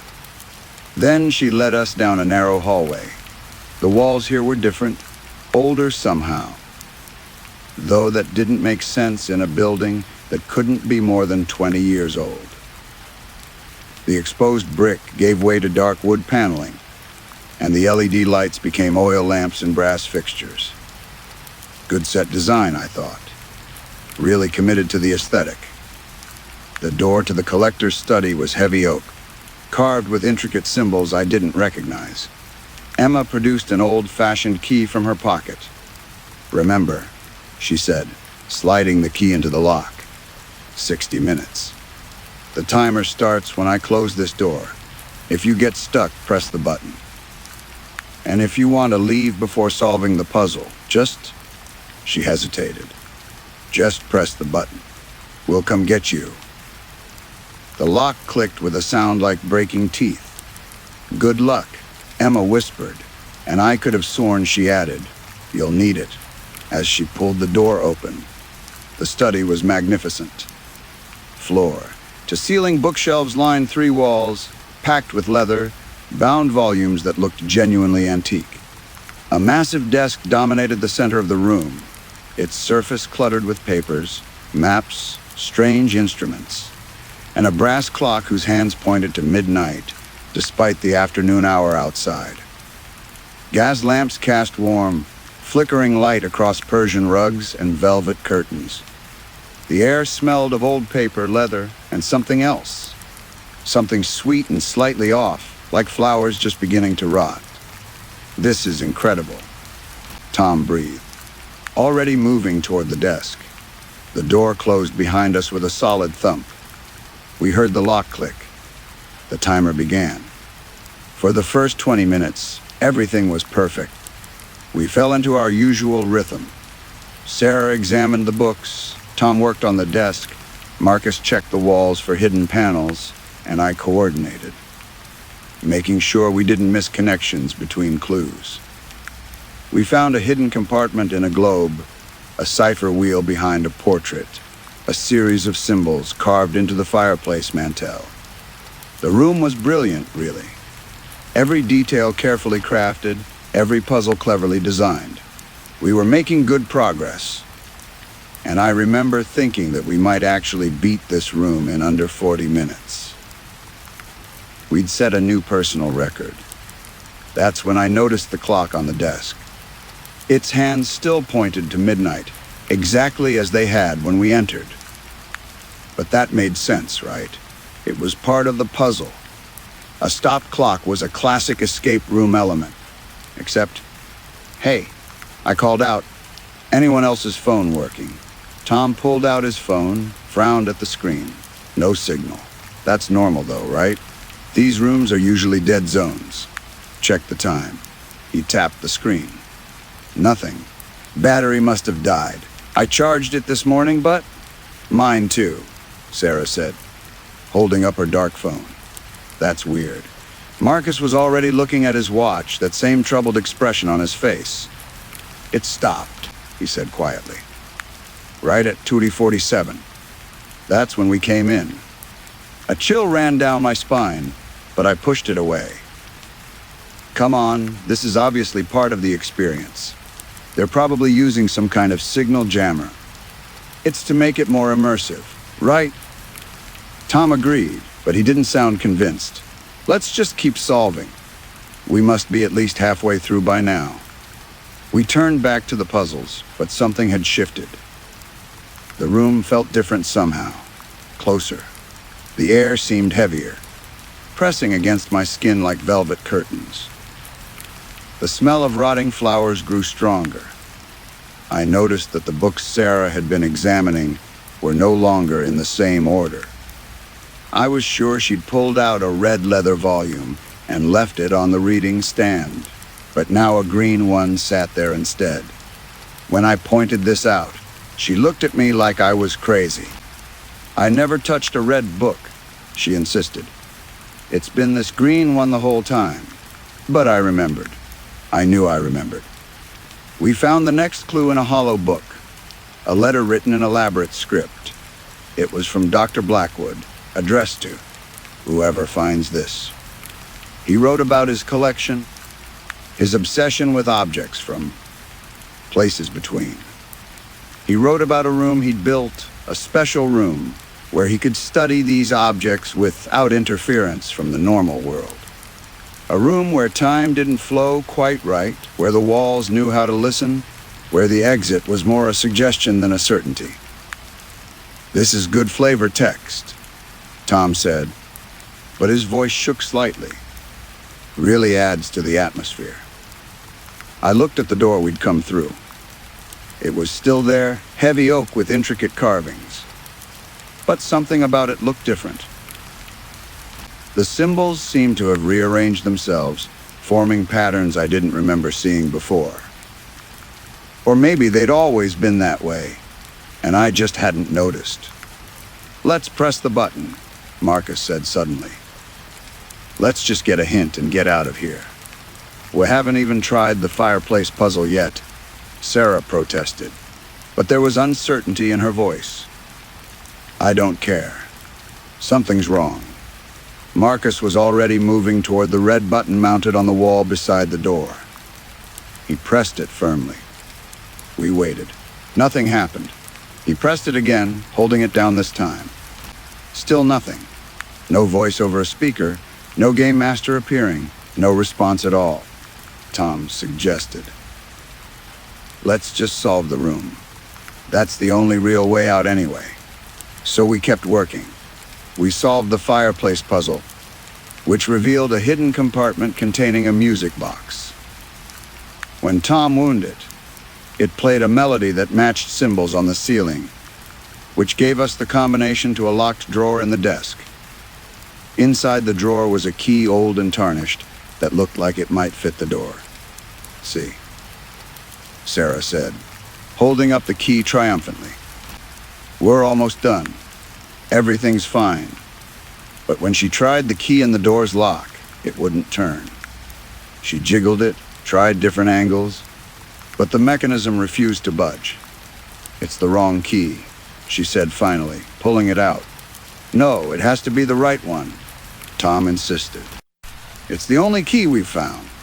Maybe we're missing something. Maybe there's another step. We tore the room apart. We checked every book, every drawer, every inch of wall. We found more puzzles, solved more riddles, discovered more hidden compartments. Each one revealed another piece of Dr. Blackwood's story. He wrote about how time worked differently in his study, how minutes could stretch or compress, how the room itself was alive in a way that defied explanation. He wrote about objects he'd collected that didn't want to be collected, Knowledge that resisted being known, doors that didn't appreciate being opened. His last entry was unfinished. I've made a terrible mistake. The room isn't a tool for studying the impossible. It eyes the impossible. And it's hungry. It wants. The sentence ended there, ink trailing off the page. This is just part of the game, I said, trying to convince myself as much as the others. It's meant to freak us out. Good story, but it's not real. Then why won't the door open? Marcus asked. He'd been trying the door handle every few minutes, twisting it with increasing desperation. And why can't we remember how long we've been in here? That stopped me. Because he was right. I couldn't remember. It felt like an hour maybe, or 3, or 10 minutes. Time had become slippery elastic.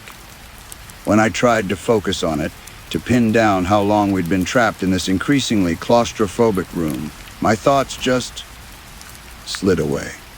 The timer has to be up by now, Sarah said. Even if we can't see it, even if our phones are dead, someone will come let us out when the hour's up. So we waited. We sat on the Persian rug and waited. We didn't talk much. What was there to say? The gas lamps flickered, casting our shadows long and strange against the walls. The smell of rotting flowers grew stronger, almost overpowering. I noticed that the books had changed again. They were all different now, titles I didn't recognize, in languages I couldn't identify. When I mentioned this to the others, they looked at the shelves and saw only what they'd always been seeing. We weren't even looking at the same room anymore, I realized. Or we were, but the room was showing each of us something slightly different. There's another door, Tom said suddenly, pointing to the wall opposite the entrance. Where moments before there had been only bookshelves, there was now a second door, identical to the first. Same oak, same carvings. How did we miss that? It wasn't there before, Marcus whispered.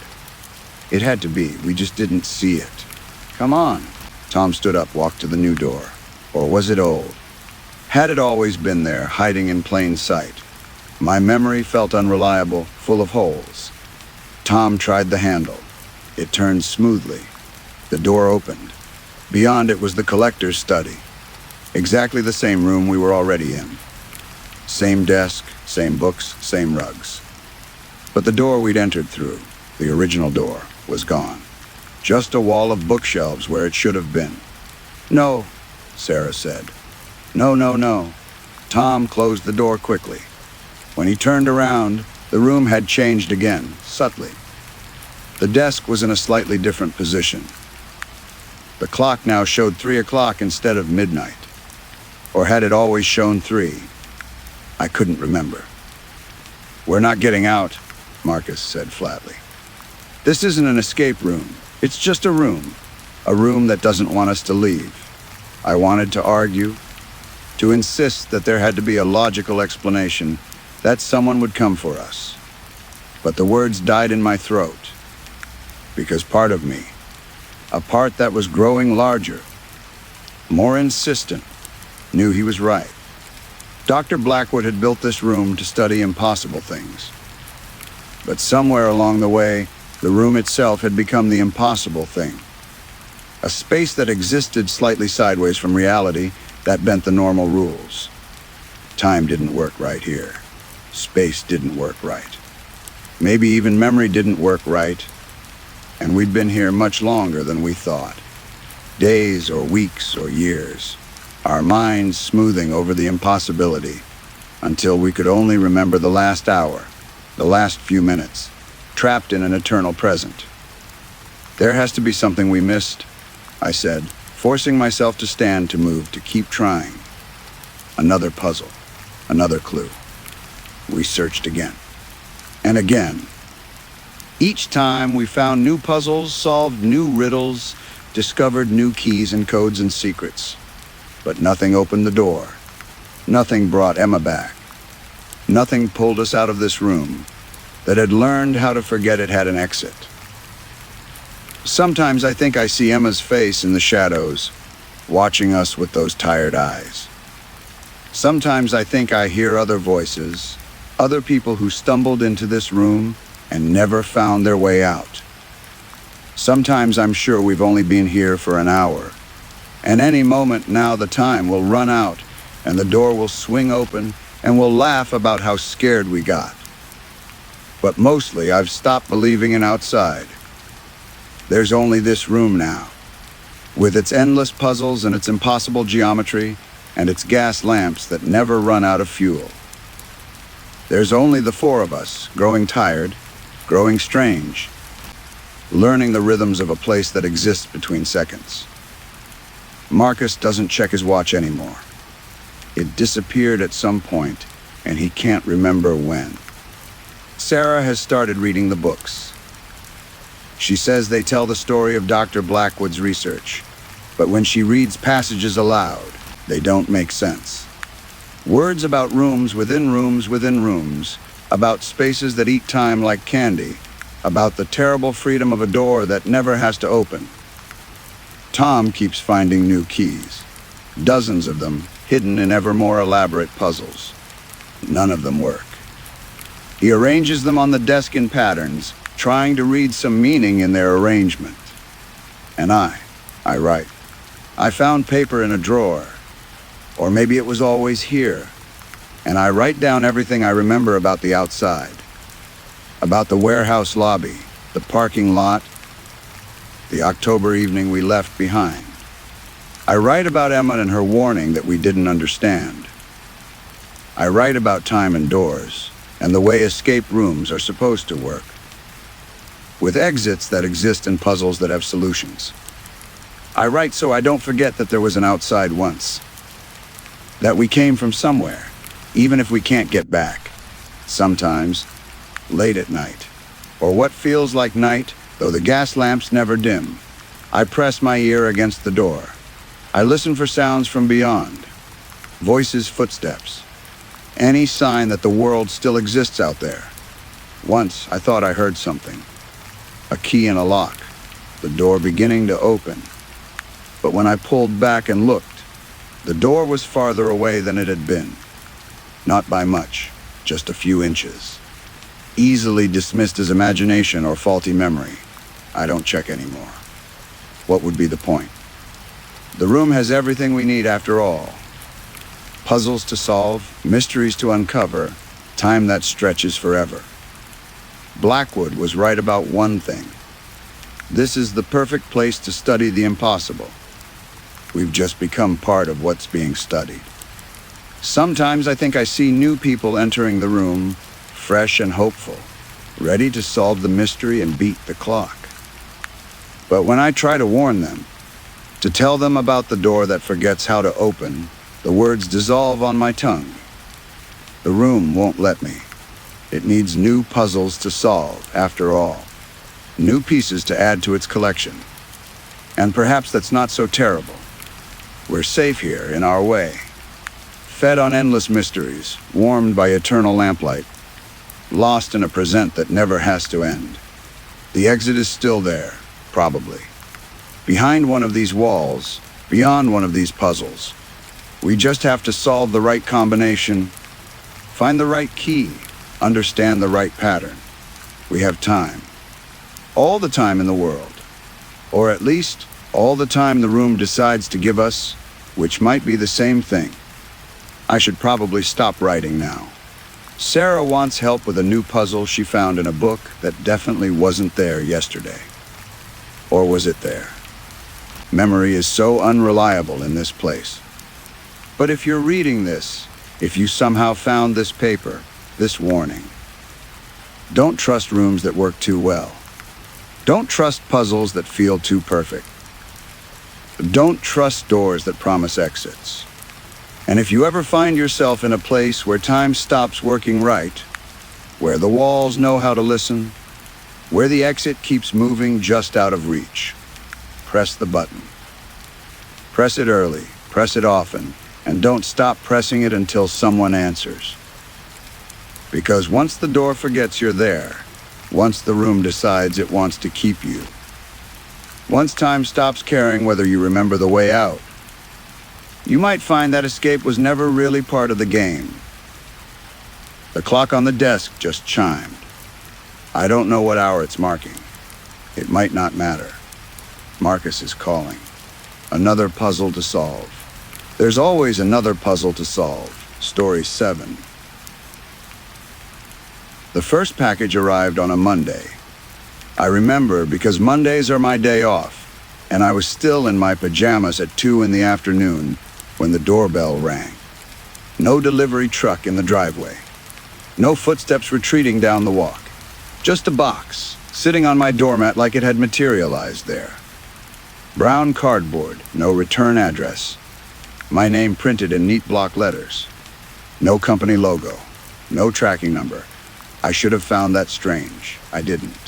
The box was heavier than it looked.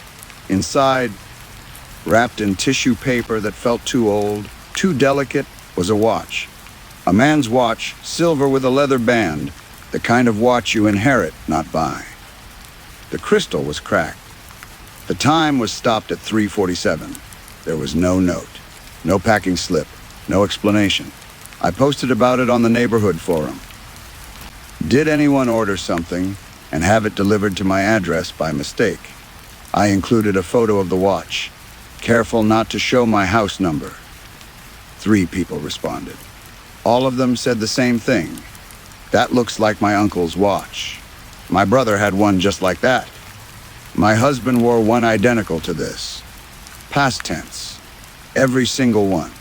Past tense. I asked if they wanted it back. None of them responded after that. I put the watch in a drawer and forgot about it. Or tried to. But sometimes at night, I'd wake up at exactly 3:47, heart pounding, convinced I'd heard someone winding a watch in the darkness. The second package arrived on Thursday. Same as before. No delivery truck. No doorbell, just suddenly there. This time I checked my security camera footage. At 11:23 a.m., there was no package. At 11:24 a.m., there it was, as if it had always been there. The camera showed no one approaching, no movement at all. Just the empty doorstep, and then the box. I called the camera company. They told me it must be a glitch in the recording. They offered to send a technician.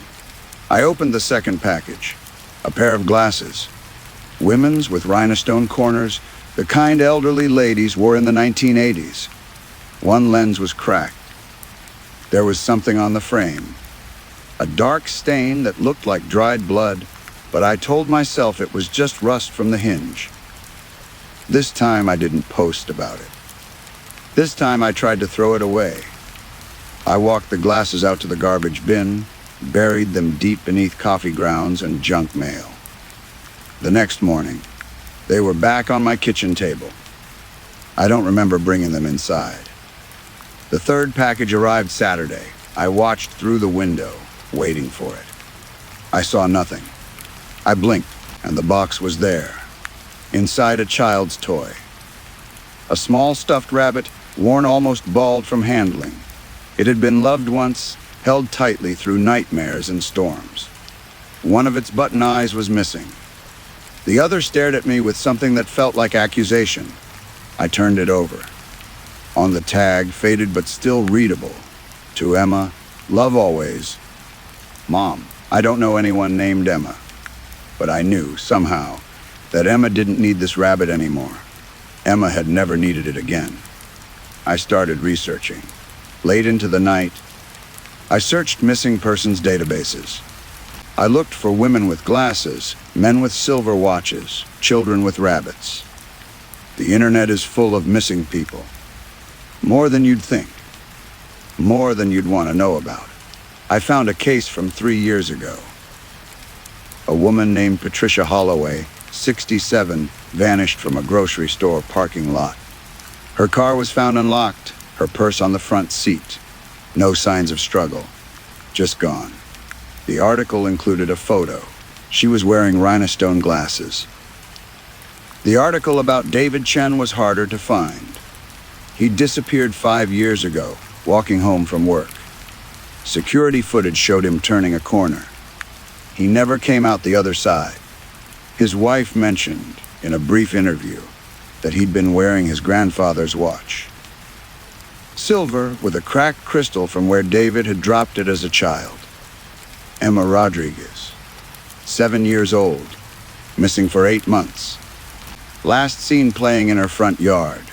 Her mother described her as never going anywhere without her stuffed rabbit. I printed the articles. I laid them out on my kitchen table next to the objects. The watch, the glasses, the rabbit, evidence. These were pieces of evidence, and somehow they were being delivered to me. The 4th package arrived Sunday, and this time I was ready. I had my phone in my hand, recording. I stood at the window watching. 11:23 a.m. Nothing. 11:24 a.m. I blinked. The box was there. I reviewed the footage. 1 frame, empty doorstep. Next frame, box. No transition. No appearance. It simply was not, and then was. My hands shook as I opened it. A driver's license. Bent like it had been in someone's pocket. The photo showed a young man, maybe 25, smiling at the camera. The license had expired 4 years ago. The name was Jacob Winters. This time I didn't need to research. I remembered the case. Everyone in town remembered. Jacob had disappeared while hiking. They'd searched for weeks. His car was found at the trailhead, his wallet inside. But not his license. That had been missing. They never found his body. I called the police. I told them I had items that might be connected to missing persons cases. I gave them my address. The officer who answered asked me where I'd obtained these items. I told him about the packages, the way they appeared, the lack of sender information. He asked if I'd been taking my medication regularly. I hung up. That night, I couldn't sleep. I lay in bed, staring at the ceiling, listening to the house settle around me. At 3:47 a.m., I heard it, the faint sound of a watch ticking, then glasses being folded, then a child humming tunelessly. I got up. The objects were arranged on my kitchen table where I'd left them, but they were different now. The watch was running, its second hand sweeping smoothly around the dial. The glasses were unfolded, positioned as if someone invisible was reading through them. The rabbit was sitting upright, its remaining eye pointed toward me. And there was a new package on my doorstep. I hadn't heard a doorbell. I hadn't heard anything but the house's night sounds. But the package was there, wrapped in the same brown paper, marked with my name. I brought it inside. A phone. An old flip phone, the kind people carried before smartphones. The battery was dead, the screen cracked. But when I found a charger that fit, when I powered it on, it had 1 bar of battery left.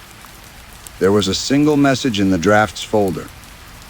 Timestamp 2 years ago at 11:23 p.m. Help me. I'm at the old Morrison warehouse. Please. He's coming back. The sender's name was listed as me. I looked up the Morrison warehouse. It had been condemned 6 years ago after a fire. It stood empty on the east side of town, fenced off, scheduled for demolition. I should have called the police again. I should have put the phone with the other objects and tried to forget about all of it. Instead, I got in my car. The drive took 20 minutes. The warehouse looked worse in person than in the photos. Windows broken, walls stained with soot, roof partially collapsed. The fence around it had gaps torn through it, as if people regularly came and went despite the no trespassing signs. I squeezed through a gap. The warehouse door was ajar. Inside, the darkness was complete. My phone's flashlight cut a thin beam through the dusty air. The smell was overwhelming. Mold and rot and something sweet and terrible underneath. I found them in the basement, not bodies. Not exactly. Spaces where bodies had been. Outlines in the dust. 5 of them arranged in a circle. And in the center, a pile of belongings. Wallets, keys, phones, jewelry. Everything that makes a person identifiable. Everything that proves they existed. Everything except what I had at home. I ran. I didn't think. I just ran. Back through the warehouse, through the fence, to my car. My hands shook so badly, I could barely get the key in the ignition. When I got home, there was another package waiting. I didn't open it. I couldn't. I dragged all the boxes, all the objects, out to my car. I was going to take them to the police station. I was going to leave them on the steps and drive away and let them figure it out. But when I opened my car door, the objects were already inside. On the passenger seat, on the dashboard, in the back seat. I hadn't put them there. I tried throwing them away again. They returned. I tried burning them. They remained unsinged. I tried burying them in the backyard. They appeared on my pillow. The packages kept coming, one every few days, each containing an object, each object belonging to someone who had vanished. A keychain, a bracelet, a book, a pen, a scarf. I stopped opening them. They opened themselves. I tried to move. I listed my house for sale. The first couple who came to view it ran out screaming. They said they saw people in the basement, shadows that moved, faces that watched. The house didn't sell. I tried to leave anyway. I packed a bag. I got in my car. I drove.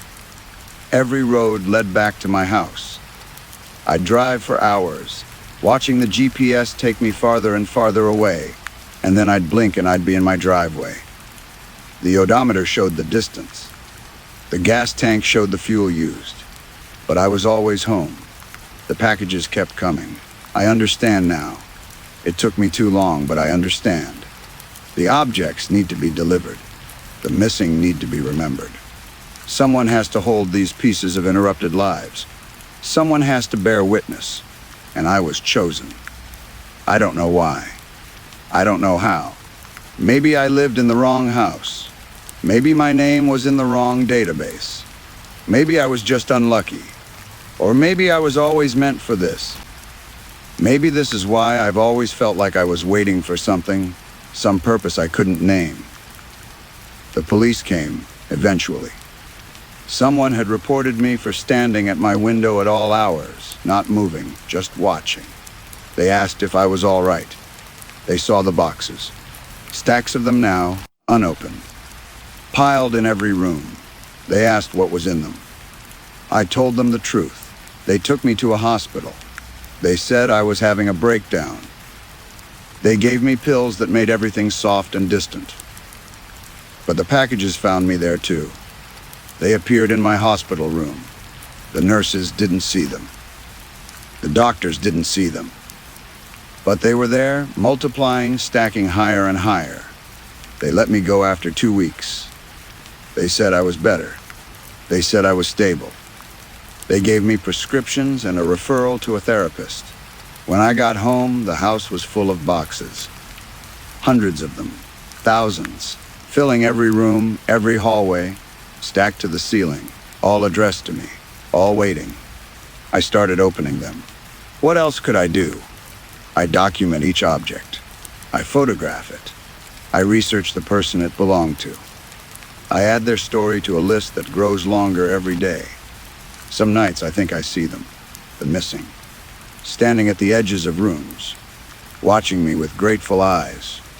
Other nights, I think I see him, the one who took them, the one who left their belongings for delivery. He's shadow and smoke, never quite solid, never quite there. But I feel his presence. I feel his satisfaction. He's using me. I'm part of his ritual now, part of how he memorializes his work. I should be horrified. I should be terrified. But mostly I'm tired. And I'm curious. Because yesterday, I received a package that hadn't been opened. A package addressed to me, in my own handwriting, postmarked from my own address. I opened it this morning. Inside was my driver's license. The one I keep in my wallet. The one that should be there right now. I checked my wallet. It's gone. And I'm starting to understand that the basement of the Morrison warehouse had 5 bodies. There should have been 6. I'm starting to understand that I've been missing longer than I thought. The packages aren't coming to my house. They're coming through my house. They're passing through. The way light passes through a window, the way water flows through a pipe. I'm not the recipient. I'm the delivery point. And somewhere, someone else is starting to receive packages addressed to them. Packages containing objects they don't recognize. Objects that belong to people who vanished. Objects like my license, my keys, my phone. I wonder if they'll open them. I wonder if they'll research. I wonder if they'll eventually understand what I understand now. The doorbell is ringing. Another package. Always another package. I'm going to answer it. I don't have a choice. I wonder what's inside this time. I wonder whose life, whose ending, whose interrupted story I'll be holding in my hands. And I wonder, distantly, like someone remembering a dream, if I'm still standing at my window, watching for packages that will never stop coming. Or if I'm already in that basement, already in that circle, already part of what happened at 11:23. The doorbell rings again. I should answer it. I always answer it. That's what I'm here for now. And with that, our time tonight comes to an end. To everyone who stayed until the very last moment, thank you, truly. Having you here, sharing these shadows, makes the darkness feel a little less empty. I'm grateful you chose to spend a piece of your night here with me. I hope these stories brought you that quiet shiver, the kind that makes you feel alive. There's something special about this, all of us, connected by the love of a good story whispered in the dark. I'll be back soon with more echoes from the void, more mysteries waiting to be told. Until then, rest well, sleep deeply, and if you hear footsteps that shouldn't be there, just remember, they're only stories. Oh, and before you drift off, if you enjoyed our time together, a like and a subscribe will make sure we meet again, somewhere in the dark. Thanks for listening. I'll see you next time.